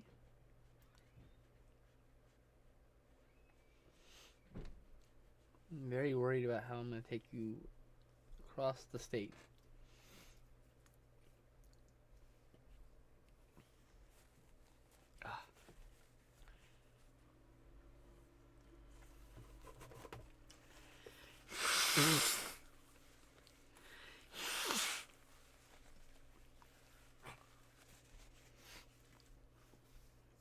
just Yeah. bring a little Love fat the clarity of sandball. I love the clarity of mind after psychedelics as much as the actual psychedelics. That's what I'm hoping for. It would be nice.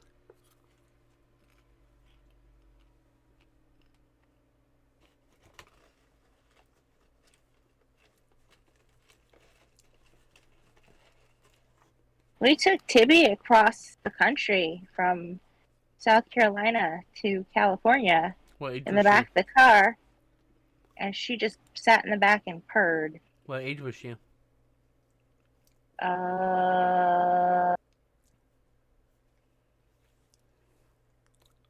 She was born in 96. Oh wait, no, born in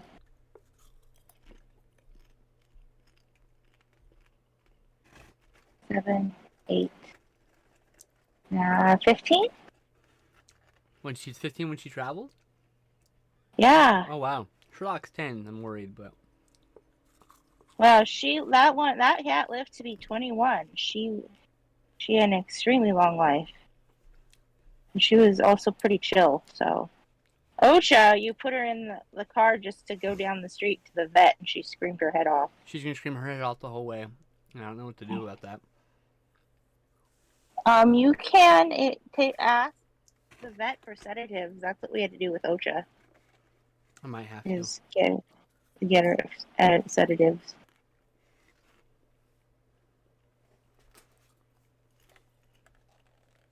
Because otherwise, it's pretty hard on some temperaments of cat. Yeah. Like Tibby was so chill. She was like, "Hey, I'm in a plane. Hey, I'm driving across the country. Give me more pets." But like, yeah, Ocha was not chill. Interesting. Like my mom, literally mailed my Tibby to me from Washington State in the airplane, and she was like, "Oh, hey, mom, where have you been? And also feed me." But like, yeah, she went in airplanes, but Wow. and she went in car drives, and she was like, "I'm just cool with all of it." And then Ocha is not cool with all of it. Was not cool with all of it.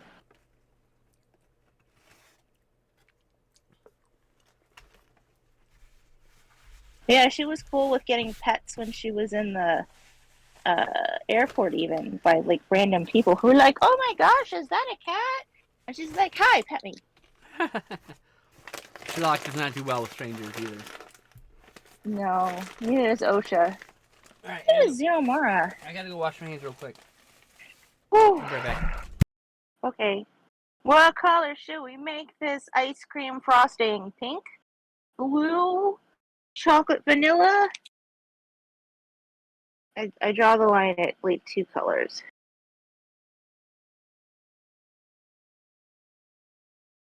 Pink. I see a pink. Pink, pink, pink. I'm pretty sure that dragons are dinosaur fossils that people didn't know what they were. So we can call it a dinosaur too. They're related. All right. We gotta get us some pink.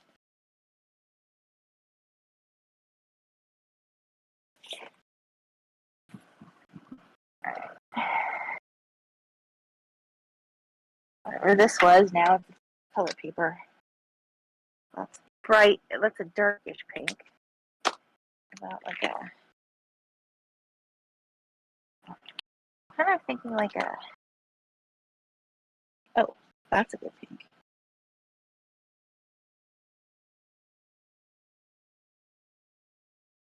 Oh, we have to make our sprinkles stay non-pink.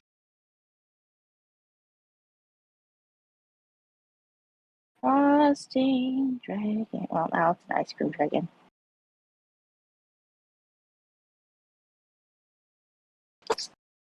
Oh! I just realized something. It has a dollop of pink frosting on its nose right here. Yes, it does.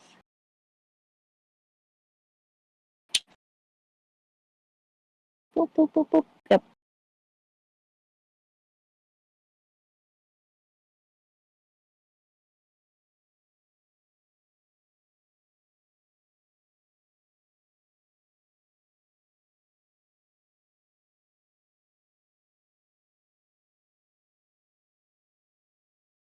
Light blue and white sprinkles.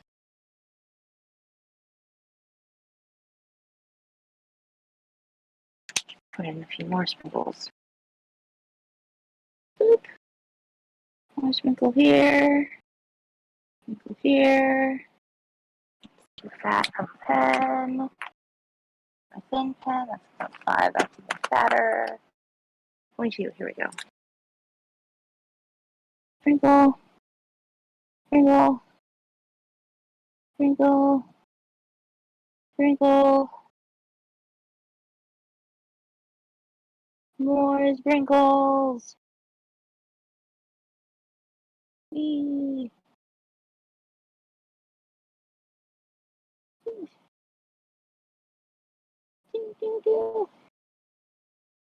Got to have all the sprinkles all over.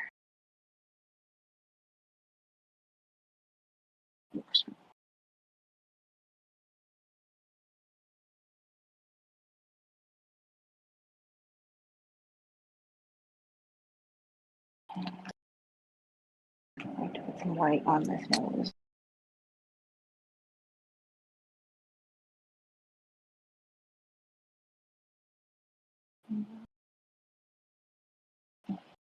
Here. Oh.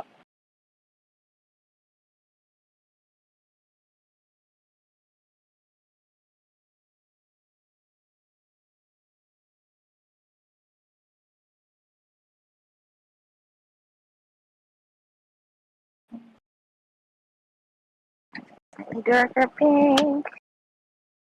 By slightly darker pink, I mean lavender, probably.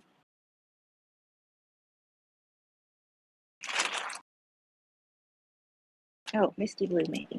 Misty blue? Misty blue. There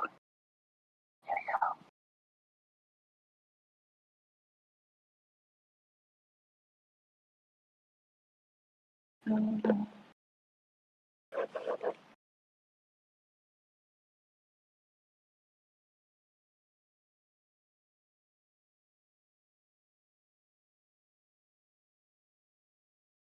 There.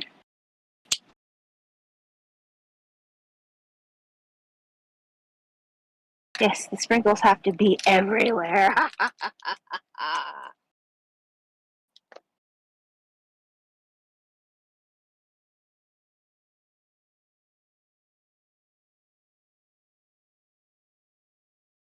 I didn't need to be that long, but mail came, so I grabbed my label maker, extra cartridges of labels, and power brick. Well, in your absence, it was decided that it is pink ice cream with blue and white sprinkles. Cool. Okay. Let's see. I catch my chat here.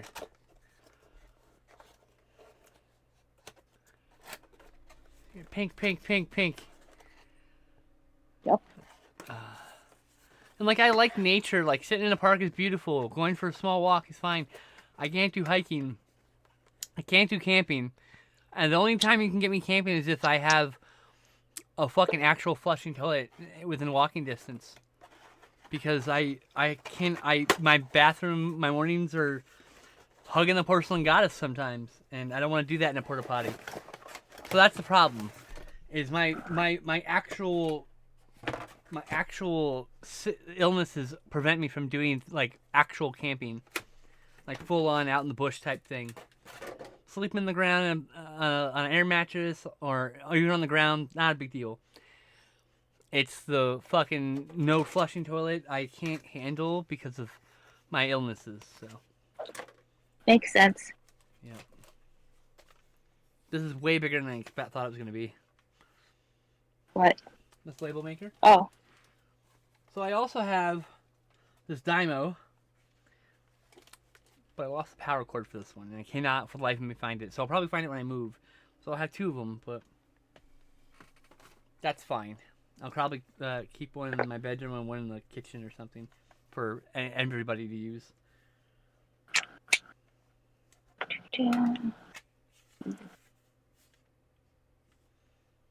Right, now this is the hard part. We have to make the white sprinkles stay white looking. But also give them, like, shadows. What batteries do they use? Thought I had rechargeable.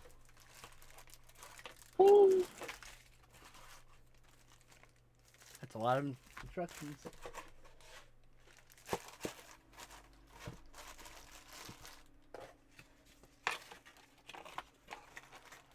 Aesthetically pleasing front. Shell front. Shove all this back in the box.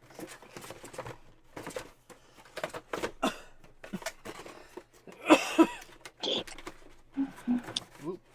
There we go.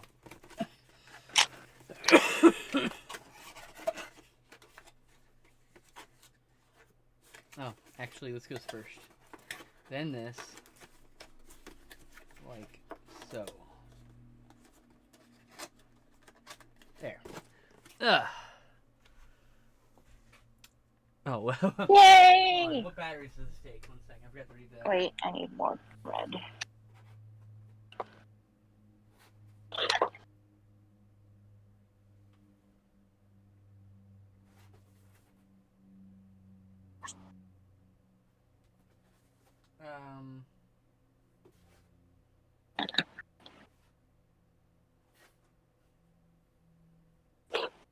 Literally doesn't say anywhere in the box what kind of batteries it uses. Okay. And I am fucking old, so I can take a screenshot of this stupid thing to zoom in to be able to see what it fucking says. I hate being old. Don't do it. You should never do it if you have a choice. I don't think we have a choice. Triple A's, okay. The problem is the text is really, really, really, really, like, faint. Triple A batteries. Let's see here. I got some of those.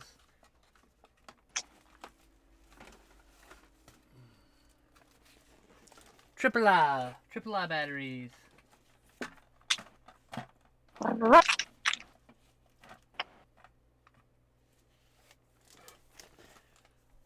Triple A.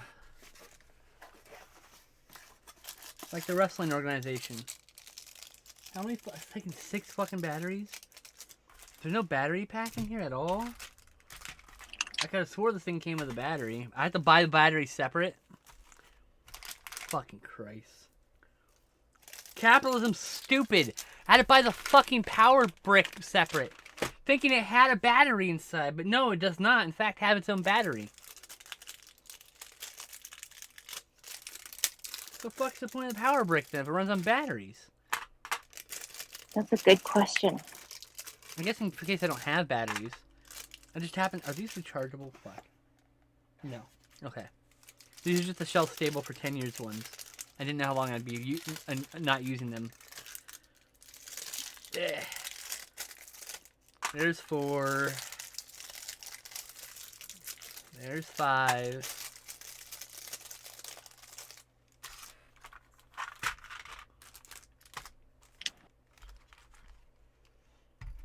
She has a dollop of ice cream on her nose.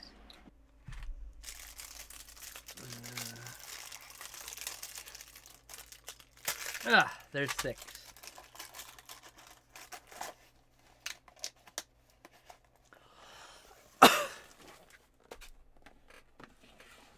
Yay! You know, I wonder. Hold on. I wonder. And nobody. This doesn't tell me the fucking stat. 1 second. What's that? Well, oh, I said nobody point out. She only has 1 wing, 1 arm, and 1 leg. That you can see. Right. Exactly. Exactly. That you can Standing see. in ice cream. Use your imagination, you fucks.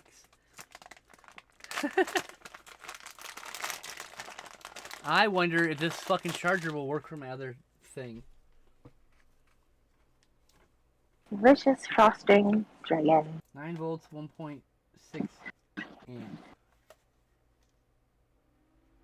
Nope, 12 volts at 0.8 amps? I don't know. Damn it. A small bit of hope. I'll actually keep this because... hold on, let me write on this so I don't forget, because it doesn't say anything on it what it is, so...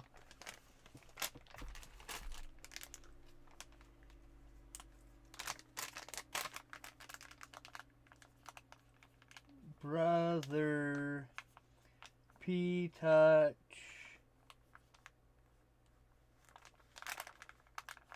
AC.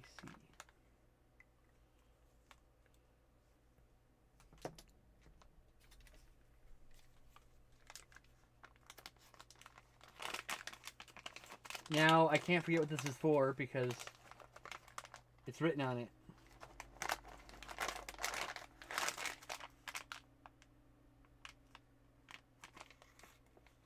It literally just says the AC/DC adapter for ... on the label, so it's not like I could use the normal label. Alright, you go there for now, I guess. Alright. Mm-hmm. Do.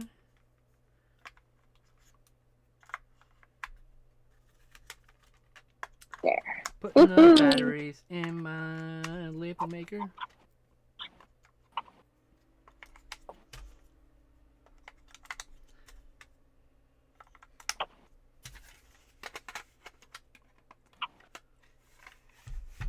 Oh, I should probably... Same tape? Okay. My husband also loves dragons. It's true. Okay, I'm gonna get back to chat.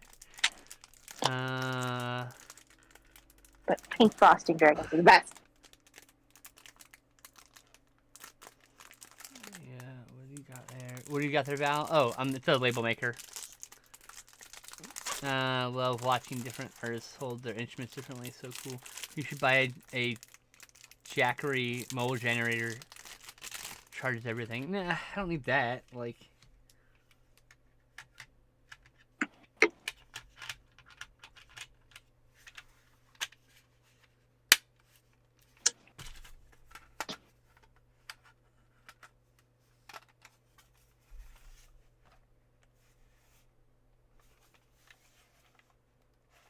What's stopping this from closing, huh?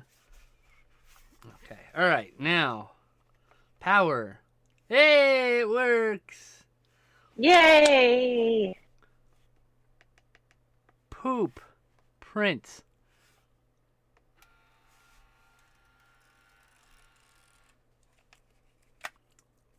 It says poop on it. Or boob, if you would prefer.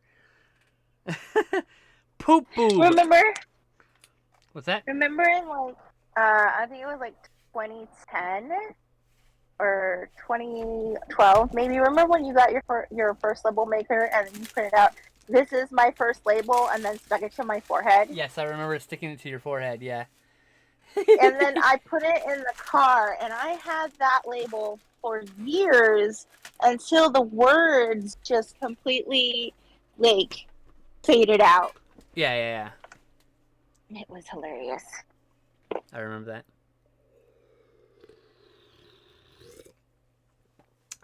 that. Dragons are what angels are for us nerds.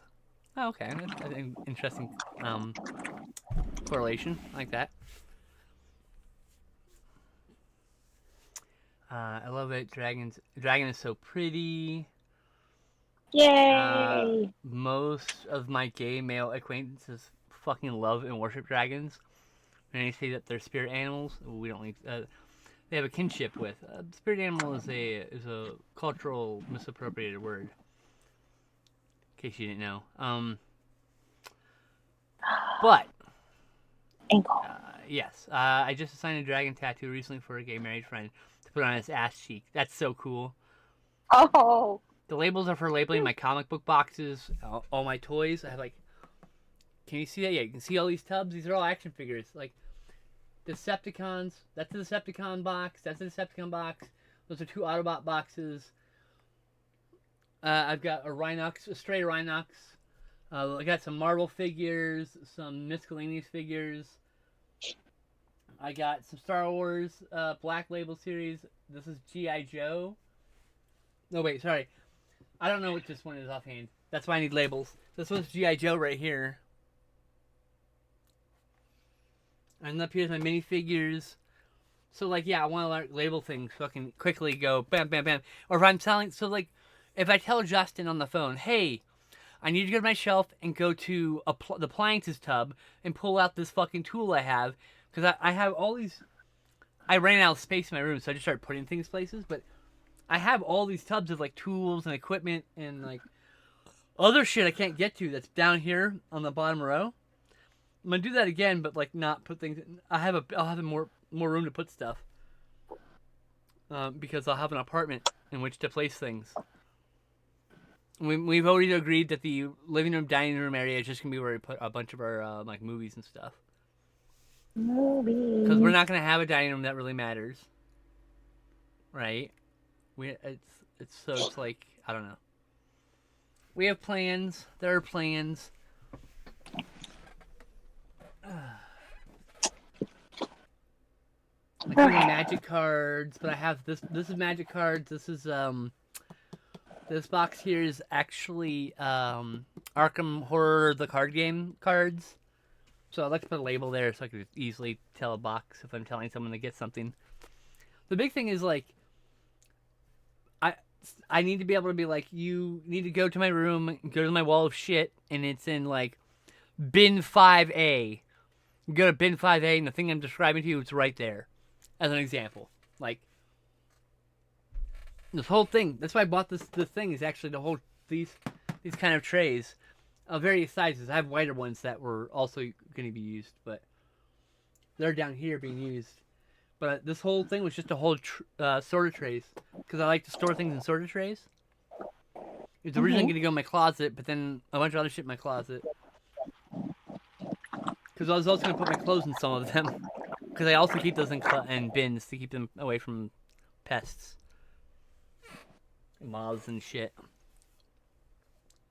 For a second, I thought you said my name. I was like, what? Why would you need to keep your clothes away from me? Not you. Yep. You're not the one eating the holes in my clothes.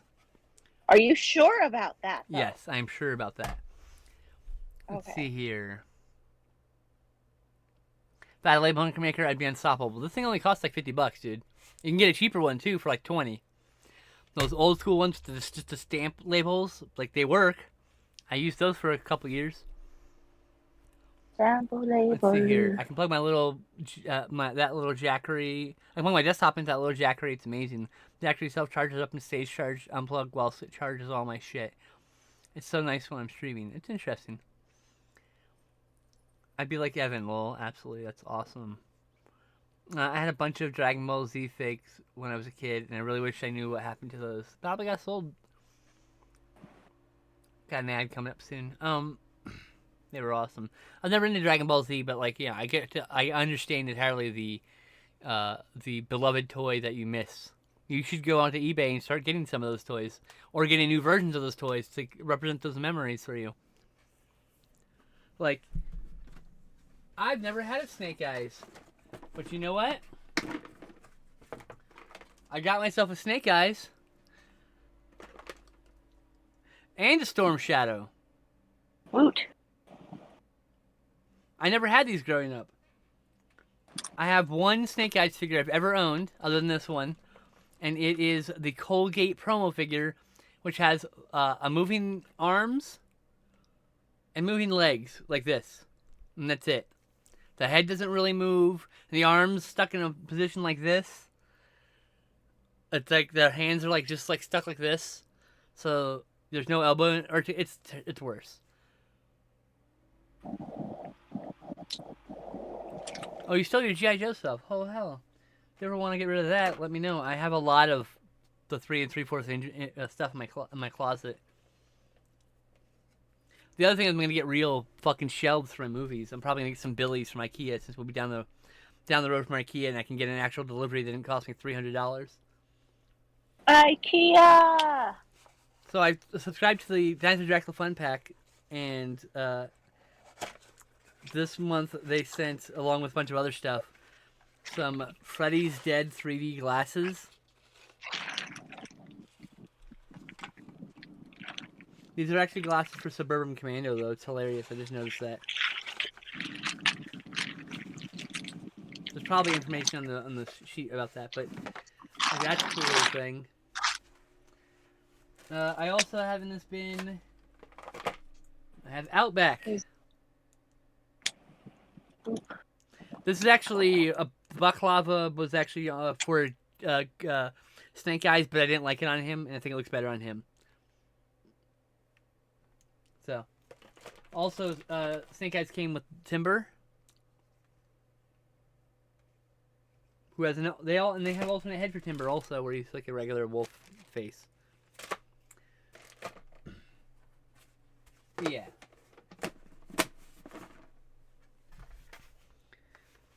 Do do do. Do boot.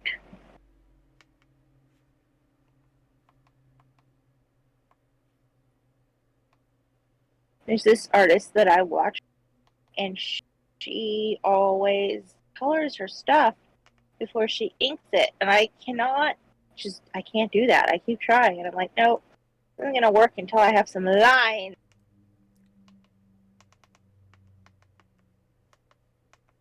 Ads hitting in a minute and a half. I just wanted to print this out because I'm thinking about it.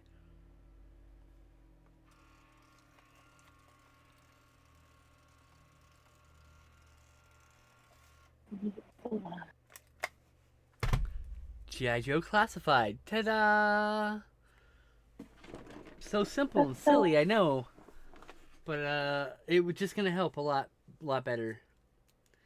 I'm gonna start getting into more toy photography. I'll probably stream the process of doing toy photography stuff.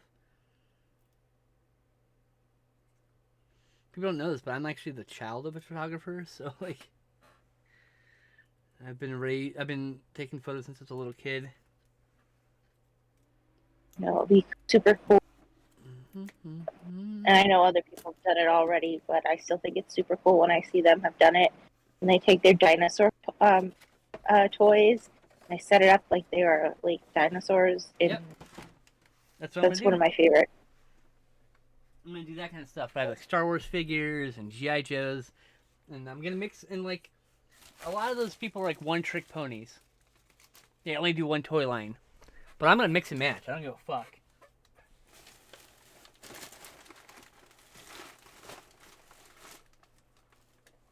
You can put other stuff in with the dinosaurs, but I look for the dinos. I have a few dinosaurs. We got 20 seconds to add. Okay. Anyway, I'll do more of that later. I was just fucking around. I've decided to make a meow since we 10 say seconds. it so often. Yay! I say it a lot. Yeah. Well, I say it back. Meow. Meow meow meow. Meow meow meow. Oh my goodness. Two? I'm looking at Lauren's photos of their cats. Draco's the black cat, and Mad Moxie's the gray one. Oh, that's cute. You have a bunch of cute kids. Look at those furry little babies. All of those little babies deserve all the pets and treats and stuff.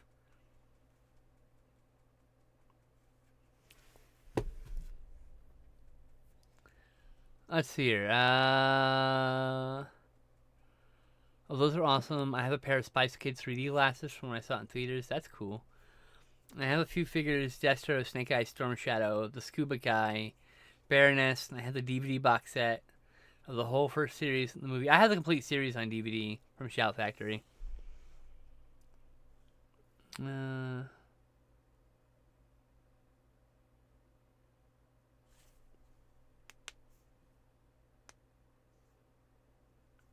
I think the character you're thinking of is Lowlight, perhaps? Lauren says he can do the coloring then the inking thing, but it never looks very good to them, they said. Drawing from color blotches is a wild skill. That's true. That is crazy. What is a wild skill? Drawing from color blotches, like just putting blotches of color down and like you pull back and there's a fucking picture. Let's see. I used to belong to a Rubber Dinosaur Facebook group. I mean, I'm gonna get more into the Rubber Dinosaur stuff actually when I have room to like do stuff. I still want to do that art book with the Rubber Dinosaurs. I have that plan. I'm gonna do that. I want to get. I already had some layouts like already ready. Like I just need to get some good photos. I have temp photos in right now.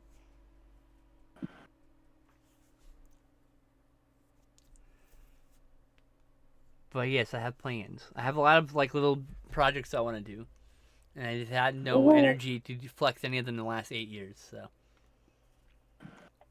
my wisdom is slowly sapped away. Yeah, you're just using all your energy going. Mm-hmm. I understand. Every day, I just put one foot in front of the other. Eventually, I'll get out of here. Like, I want to make comics. I want to. I'm writing a book. I've been writing a book in pieces for about 5 years now. Now I'm only 25 pages in because I keep restarting and changing, like, certain aspects of it. Because like I started writing it before I'd come out, so I changed it to be more in line with me, and then now I'm changing it again because all my art's more queer now than it has ever been, and I wanted it to reflect that queerness.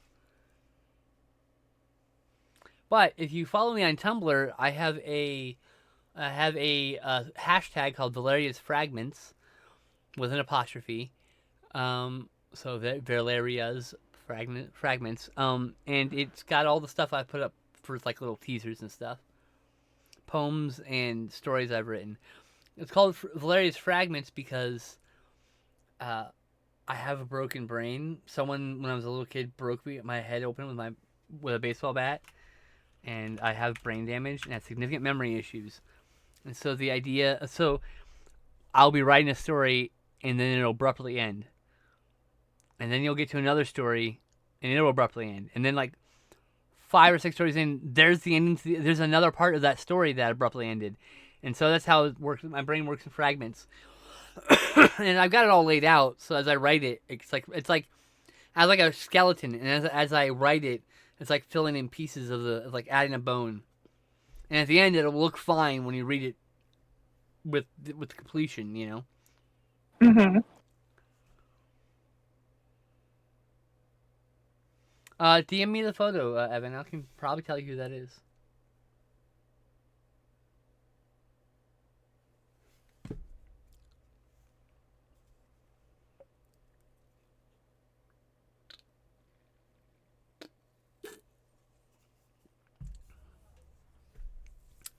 Torpedo?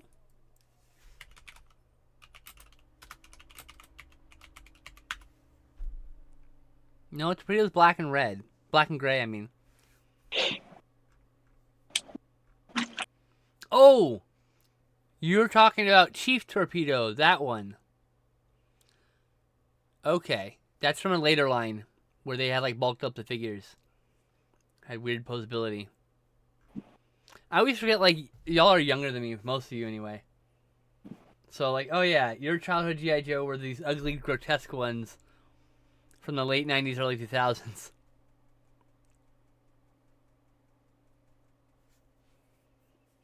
Yeah.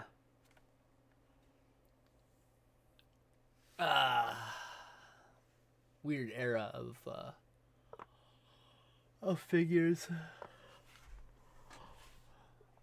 And they tried to do the Screaming Commandos or whatever, and Screaming Commandos, and like Captain Savage or whatever it was called, Sergeant Savage. But the figures were like 4.5 inches big, so like Sergeant Savage next to other GI Joe is like a fucking Andre the Giant figure. So I had that guy. He was my Andre the Giant. So I had a wrestling league, and there were 2 weight classes. There was the GI Joe scale weight class, and the bigger figure weight class. So like there was a 5-inch to 7-inch figures are all in their own weight classes. That's how I played with a lot of my toys as a kid. That's why I've always loved wrestling too. I always came up with my own storylines. There'd be run-ins. I had tag champs. I mentioned here before the longest reigning tag champs in my toy box was a pair of Stinkor figures. My friend, I had an extra. I can't remember figures. I think it was a Moss Man. It may not be. Maybe a Beast Man. I had a duplicate figure by coincidence. My friend had a Stinkor. He hated it, and I loved Stinkor. Well, he stinks. He stinks so good. He's my baby boy. I love him. And so he was like, I hate this figure. I was like, what figure do you want? I'll trade you for him. And he happened to say, hey, you have 2 of those. Why don't you do that one? And I was like, okay. So then I had 2 Stinkors instead. And they became tag team champions. And they fucking ruled the roost for a long time. There's even an epic fight between Skunk Brother 1 and what is that character's name? Barricade. It was a G.I. Joe. So you're in different weight classes. So it was like literally watching like Brock Lesnar throw around Rey Mysterio. It was in my head, mind's eye at least. And then so like literally watching fucking Brock Lesnar throw dudes around makes me like so nostalgic for those toys. So I was literally putting them on their shoulders and like going like this and having them go fly off like the fucking F5. Like literally the motion of the F5 is literally what a kid does with another kid with an action figure to throw a figure. Like it's so natural.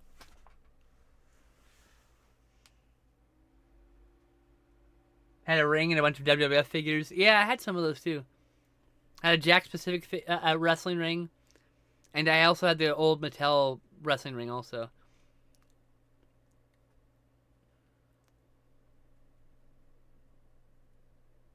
I had an unhealthy obsession with adventure stories and being lost in the wilderness when I was a kid. I had read way too much Jack London, so any of my dolls were just lost on a deserted island, and they had to make their own food from grass. Interesting. Or their own clothes.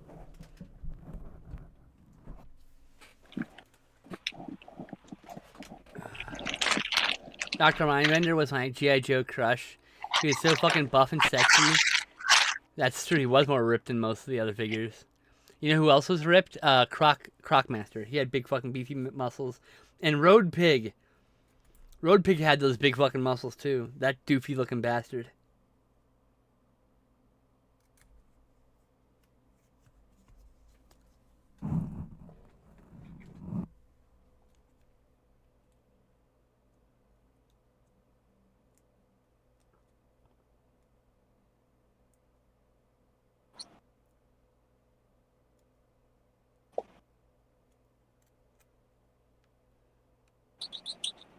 Oh, I'm trying to peel this label that I made. This boob label. This poop boob label.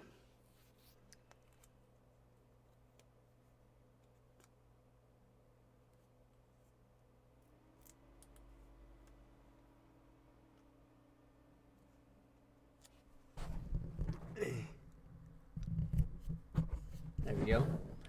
That just says poop on my microphone. And sometimes you just see the word poop.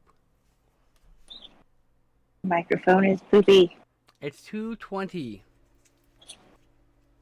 Oh, well, I guess I'll have to hurry. Ah! Oh, I had a huge crush on Baroness in the cartoon. I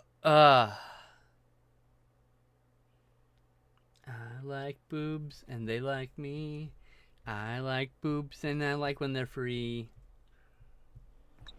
Free the boobs. Free the boobies. Free the boobies. Free the boobies. I wanted to be Baroness or Snake Eyes or both. Maybe you are both.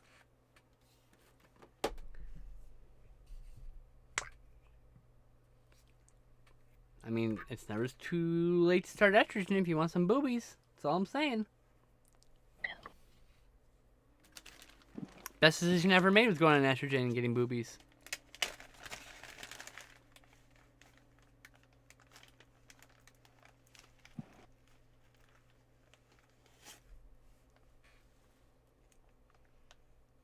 I just remember being a little kid going, I wish I had boobs. And I used to say dumb shit like, if I had boobs, I'd never leave the house. And then look at me. I'm an agoraphobic bitch with big boobs.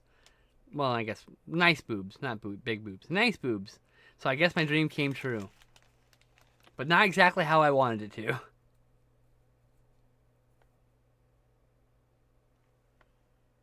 That's the problem with dreams. Yeah. They like to manifest in odd ways. That was the lesson of the monkey's paw. There's always a downside. There's always something you don't see that will affect you detrimentally.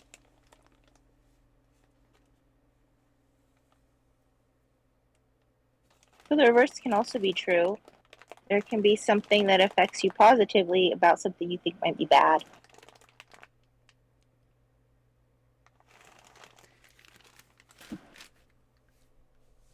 Dreams are magic. Magic has a cost. I don't know if I believe that. I have sacrificed a lot for dreams and got nothing in return, so I don't know if that's quite true. Of course, I don't dream that. I don't pray to that goddess, so maybe that's the difference. I'm not a patron of that deity.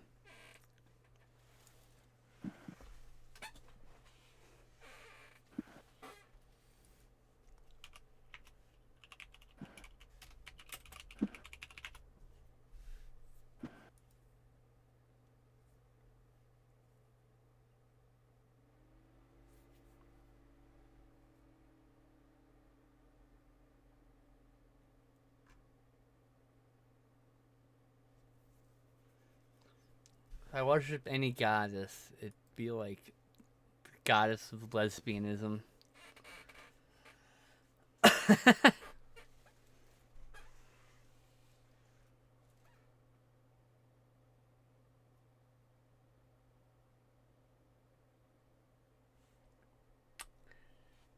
Yeah, movies are like that too, Evan. I don't like it.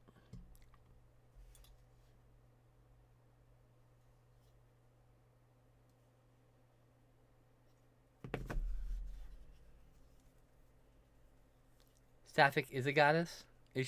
What? Sappho is not a goddess. Sappho is a poet. That's where the word sapphic comes from.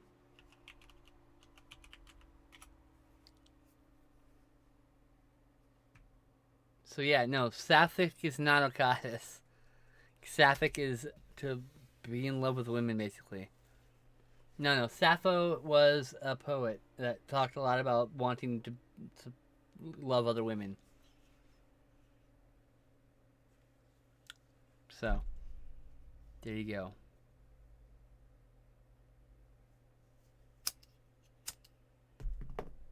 A great poetess, but goddess she is not.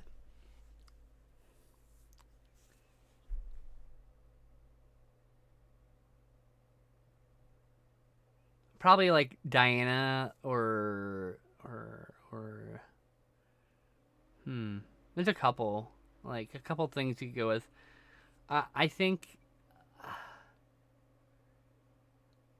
I don't know what deity. I like the I'm more of a like the one great being, not God so much, just whatever came before this thing that we're in, the thing that created this. Whatever that is, you know?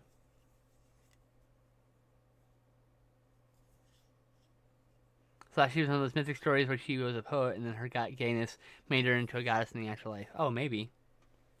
Maybe we should deify her, actually. That's a good idea.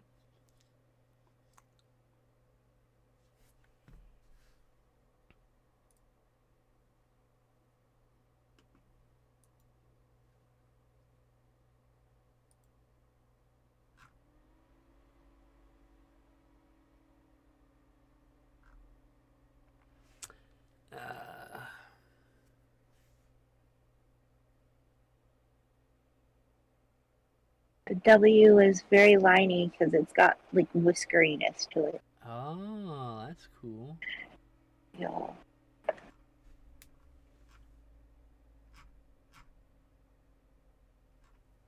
Let's deify Sappho. It's decided. Like, we can adopt her as a goddess, and we can make shit up. You're good. You're goddamn right, actually.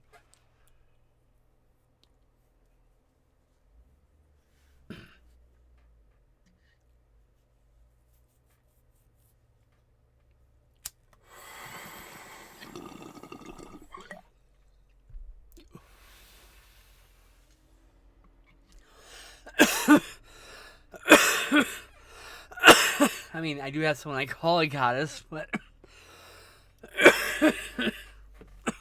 that's a whole other thing. And it's not a appropriate discussion to have on Twitch.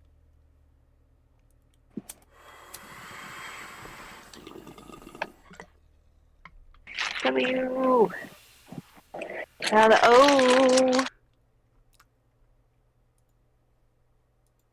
Should be green. Wait, should the E be yellow or the O be yellow?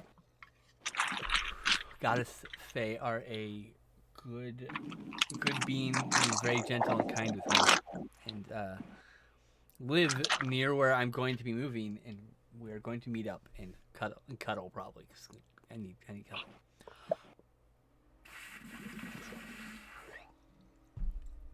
Cuddles.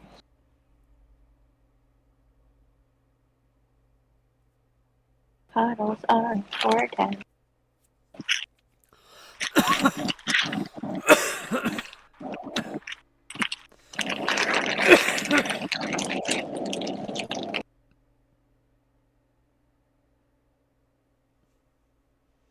Meow. Meow. Meow. Meow, said Katie. With that one cry, she scrambled out safely and shook herself dry. Meow, such details, Lauren says. Yeah, Tesh does lots of really detailed work that she hates doing. But then they do it again. They do it again to themselves the next stream, without fail. I do it again. And I again, know. and again. It's like self-flagellation in a way. But it just looks so much better when you do it. If you don't like doing it, you don't have to do it. You can hit the bricks. No! It must look good. Ah!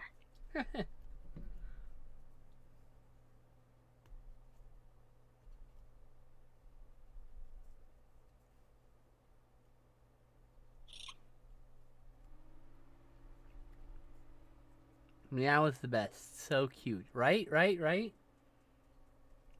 also love the colors. We need to have a good color for E. I haven't come up with a good color for E yet.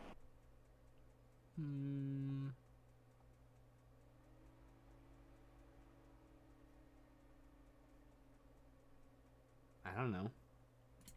That's my problem too. I cross my. Lauren says they cross hatch their art to death when he illustrates. He can't help himself. That's what Tesh does to themselves.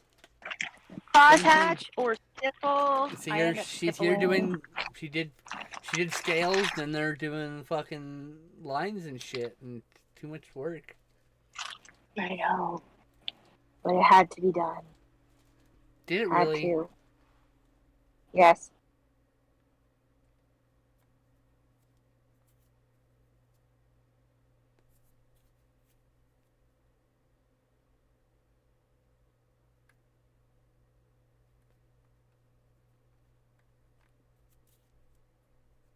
Most assuredly, it did.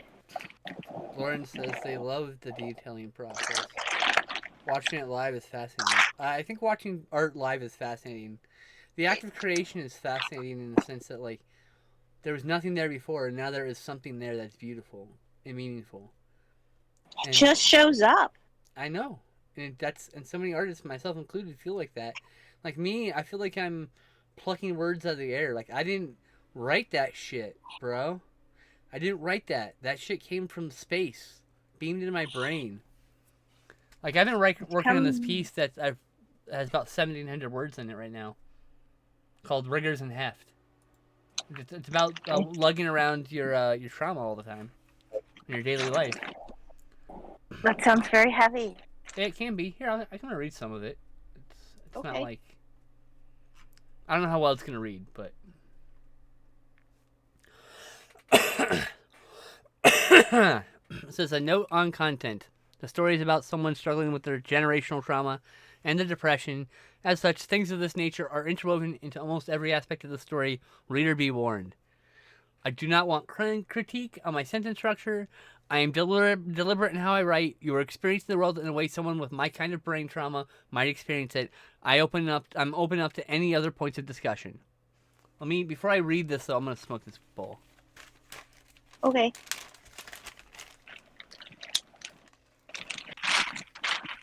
Lark. Trying to say my great aunt's name right. Lark.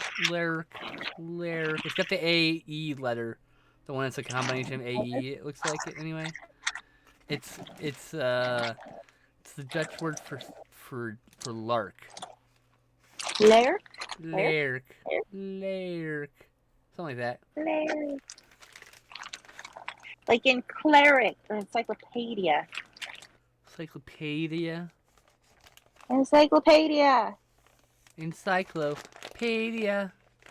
Boop boop boop boop boo.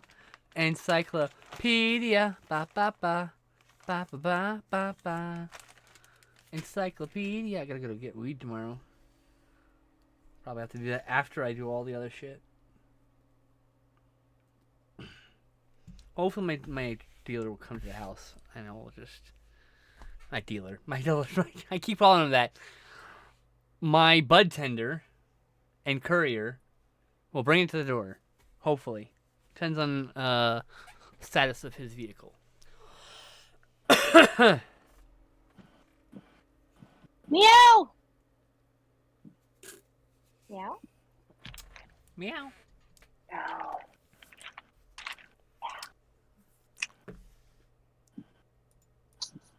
Let's see here.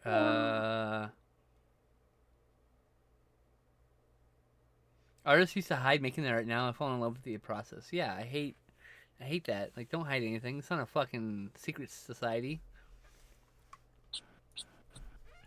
Alright, I'm gonna hit this ball now. You need to do that.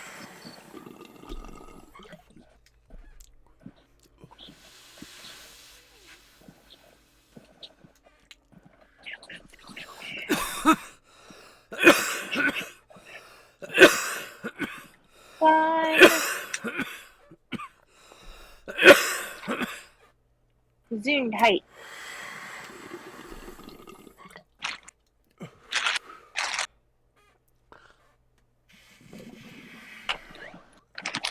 I have finished the meal. All right.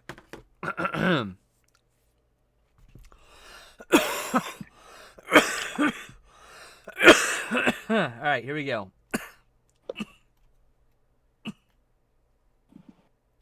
Hold on.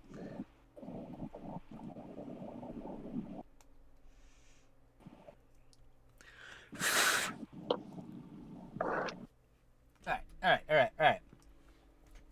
She was born a mad woman, mad as May, mad as Zarla, mad as Larrick, mad as all of them, maybe more.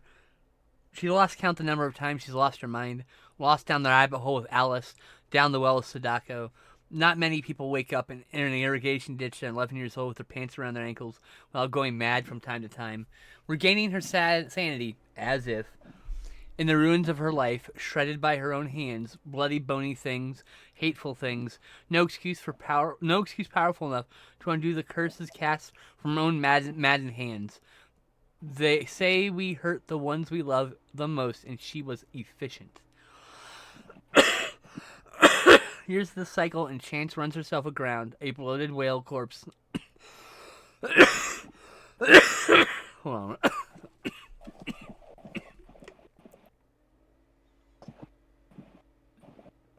Years of the cycle, and Chance runs herself aground, a bloated whale corpse heart ready to burst with rot.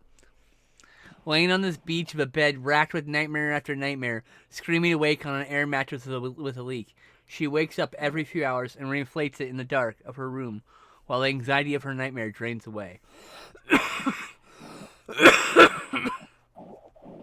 She wakes when she dreams, she sleeps when she wakes, she stays up the whole night. She takes little green and blue capsules when she starts to hallucinate.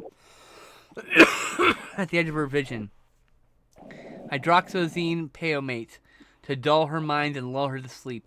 She's stockpiled more than a lethal dose, though she's never even thought of doing that. Probably very painful anyway. She rolls out of bed and onto the filthy carpet, half deflated bed like armpits of a desperate lover who can't get enough.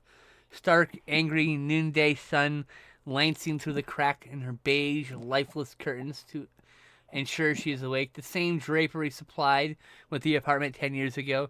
Never bothered to replace them either. Apathy was her favorite interior decorator.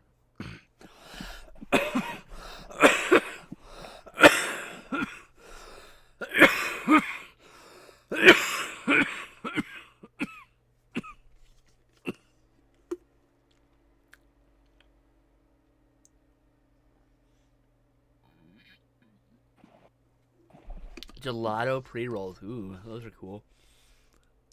I don't know what the hell that feels. I don't think I've ever had that strain. There's more. I'm just taking care of this stuff. All right. Just 24 hours prior, she was in Kansas on the threshold of her Aunt Arla's single-wide mobile home. A maroon and white corrugated aluminum shoebox, similar to the one Chance grew up in. 2 big windows in the front like doe eyes, a barren planter box, and a carport filled with dozens and dozens of 30-quart Rubbermaid bins. She smells of the dead woman. Read that wrong. The sentence behind it was crossing over. The smell of the dead woman is thick in the air. She's wearing 2 masks and still has the urge to vomit. It's a smell that doesn't leave her for days. Not even the first dead body Chance has smelled. Though her aunt was taken away 2 days ago, the stinking days-old rot still clung to the air. How does one begin to even go through a mad woman's hoarded possessions, a life of clutter accumulated in every nook and cranny, barely a walkable path through the trailer? That hallway lined with National Geographic magazines from floor to ceiling. They have congealed from an unfixed leak in the wall, the soggy paper in the shape of a stack of magazines. There's even a perfect handprint in the paper wall where an EMT mistakenly put their hand. The floor in the back bedroom squelches underfoot and sags in the middle. A putrid-smelling mattress with decomposing bits of her aunt's body, and a shit river stain, and a floor covered in never-was-clean clothes, half-filled bags of trash.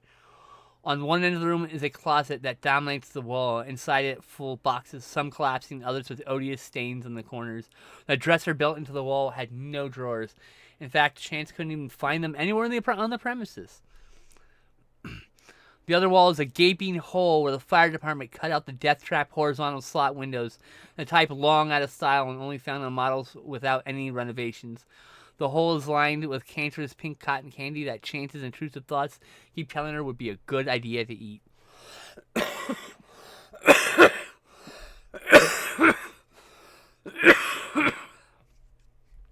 Chance finds nothing in the house worth saving, but does spend a few hours going through the tubs and the carpet.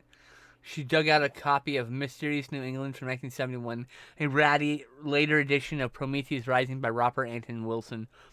A cat skull, some small glass bottles with cork stoppers, things her mom would call witchy shit, and Dino Crisis for her PlayStation. Her crazy aunt contained multitudes.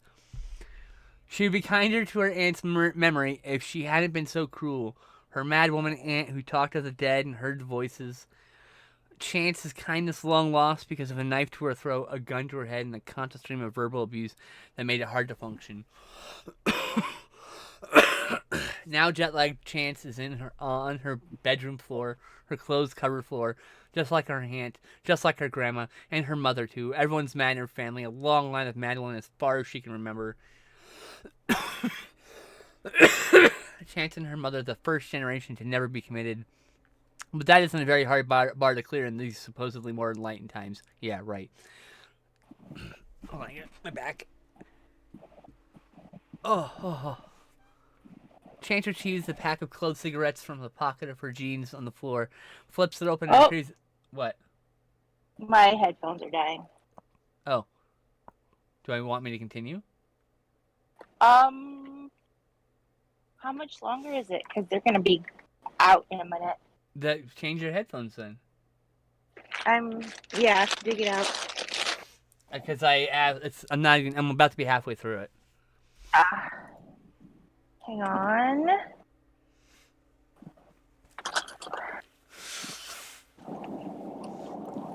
I don't know what hyenas is, Evan. Offhand. Okay. Okay, but I have to unplug my phone now, so. Okay.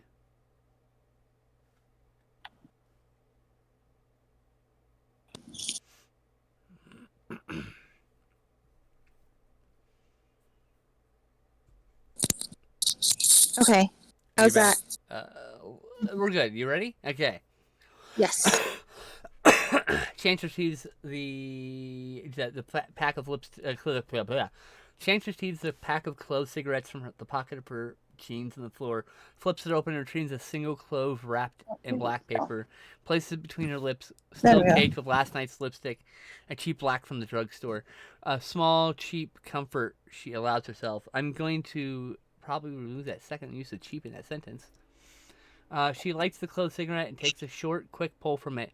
The aroma hits her nose, and she's immediately taken back to that first kiss, to the girl who smelled patchouli and cloves and left a taste in her mouth for the rest of her life. The kiss never forgotten, a soul-moving kiss nobody ever duplicated, almost against her will. The girl who smells like heaven, or the closest she's ever been. She remembers the kiss each time she smokes. The only reason she really smokes anymore. Chance still won't anyone else call her baby or lover. Those words belong to her, the girl who hated her guts, the girl she hadn't spoken to in 20 years. Chance doubts the girl would even recognize the boy girl she kissed in high school.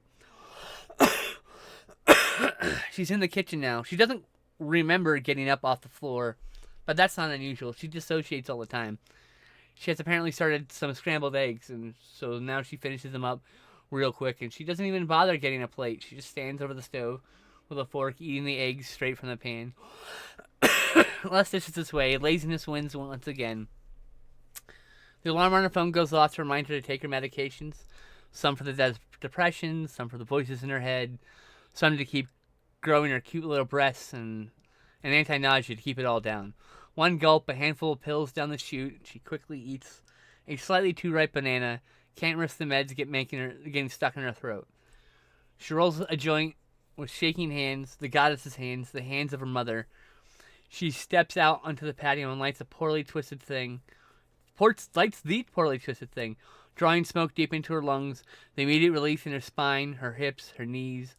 As the wonderful drug eases her suffering, she watches a pair of crows fighting over something she can't quite make out. There's a thunderstorm on the horizon, rumbling from the ocean. A shock of light illuminates the world for a brief moment. A single bolt touches the ground on the other side of town. Lightning like the finger of Zeus probing sweet Gaia for an opening, and a thunder crack, her defiant rejection. Chance ashes her joint into the coffee can she keeps out here. She turns her back from the bickering birds and stares into the half shadows of her apartment to the chair in the corner. The chair where she sees him sitting out of the corner of her eyes in the middle of the night. A hateful memory, a spirit of unforgiven past, a wound with a ragged smoker's cough. She's lost in the thought about this chair, the sound of birds behind. God damn it, I have to take this call.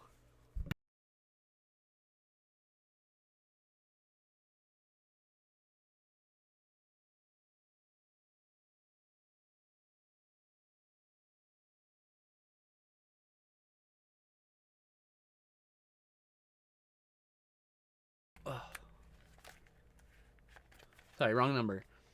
She's lost in thought about the chair, and the sounds of the bird behind her slowly shift into into the sound of shredding bloody meat, and it's getting louder every moment as the squawking becomes a scream, flesh being torn, infants crying, evil laughter from a small angry horned men, and it's deafening. She can't think. The ash on her joint dropped on her bare foot, and it's coming to a crescendo. The screams, and the blood, and the moaning, the metal screeching. Chance! Chance is shivering, soaked to the bone, in just a Suspiria t-shirt and a pair of black panties, her legs covered in an assortment of tattoos, and the initials of her loser ex-boyfriend, the only man she ever willingly fucked, a whole thigh of cherry blossoms, her favorite, most meaningful tattoo, a few horror monsters, and a Gigan tattoo, too. Also, I should say, instead of two. The joint between her fingers is still dangling there, damp and mostly unsmoked, it burnt out like its creator. Before Chance can even turn around, this sluggish Chance, drowned rat Chance. Before she can even, Elise is there. Firm grip, burning hot, warm hands guiding her back into Chance's apartment. Elise in her black leather jacket, ripped jeans, strong jaw, big beautiful hands, and outwardly hard, secretly soft Elise. Gentle but firm Elise. Chance looks up to Elise, a good 10 inches shorter than the woman she stares at with such reverence. Chance's heart swells with love. She begins to tear up. Chance, who's hopelessly in love with Elise since the moment she first saw her. At first it was lust, primal, feral, rutting her pillow for days lust, but very quickly she became smitten. Silly schoolyard crush Chance, foolish little jester Chance, would do anything in the world to make her laugh Chance. Chance is set gently down on her ratty old couch and warm darkness of her living room, her loving gaze steadily on Elise, even with all the brain fog, all she can summon up love in the face of this angel of her singing heart. Even if she's clear of head, she would be marveling at the most beautiful woman she'd ever seen. I'm going to get you some warm clothes. Wait here. Elise, stressed but still tender, always a hint of tenderness there. As you wish, Miss Elise. Chance would almost sound childlike. Precious, if only she could stop her teeth from chattering. That's where I'm at right now. That's 1,700 words. It's very poetical. Yes. It's got a flow to it. And I've been depressed, so I haven't been able to get back into that flow. But there's more to be written. And that was written in 2 parts, actually. Huh. Yeah. I appreciate the poeticalness. Not a lot of writing has that, you know? But like the poetic flow, so they were like, when I'm saying like hands of the goddess, the hands of her mother, it's like literally how my brain does things. Like I'm thinking of one word or phrase, immediately I switch it to another thing, immediately switch it to another thing. So that's why it's like there's like these threes. There's a repetitive threes string through the whole piece. Yeah. You know, and the repetitive threes is just like it's like a brain stutter, in a way. The way her brain like processes the information is very much like mine.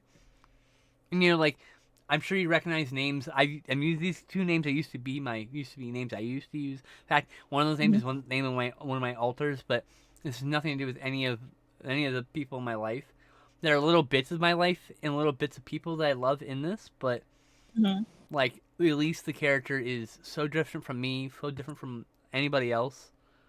I for the most part it's like, let's say it's got little bits of one person, little bits of another person, little bits of person here, and one of a character I like from another story, and all that wrapped up is kind of like the essence of Elise, if you will, for lack of a better word. But I have a type. I have a type. Like Chance is clearly the character that's more like me. Elise is clearly this mythical woman that doesn't exist. You know, like I don't know. It's just writing, and it's exorcism. It's not just writing. It's not just writing, No, it's like meaningful writing. Very meaningful writing. I don't believe anyone should write art that they don't really want to make. You know, it doesn't have to be meaningful in tone, but it has to be meaningful as in like you really wanted to make this. It was in your head, and you wanted other people to see it and enjoy it. Yeah. Death Future says it's got a sincere intensity. I love it so far. Yes, it does have a sincere intensity. I will agree with that. Did is dissociative identity disorder. Oh, I have. You see, I'm actually a group of spirits trapped in a supernatural woodshed in the middle of the desert.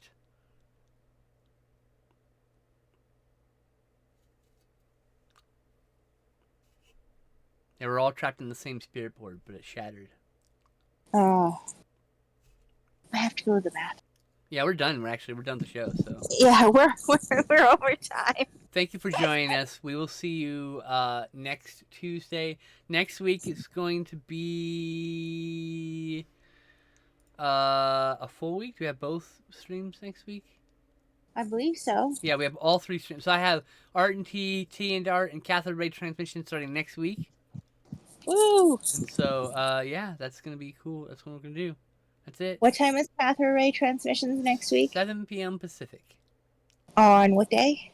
Friday. Okay. Art and T Alrighty. is Tuesday. T and Art is Thursday. And cathode ray transmission, or CRT for short, is Friday. And that's a name that's owned by Death Future 3000 in the chat. He's the one who started the cathode ray transmission on YouTube. Oh, cool. But they also said at one point that anybody can pick it up and can run with it. In fact, that they're here with me to do it means it's totally fine that we have this show. Yay! I have to figure out some art for it all, like a layout. I have to after I move. I'm gonna have some real basic shit for now. Mm-hmm. But like after I move, I'm gonna finally sit down and like figure out the Art and T layout, so it's not this lazy shit I threw together one day. And I'll figure out CRT. I have a vision on CRT being a couple of like actual CRT monitors with our faces in it. What I'd love to do is be able to get PNG tubers for both of us. That'd be really cute.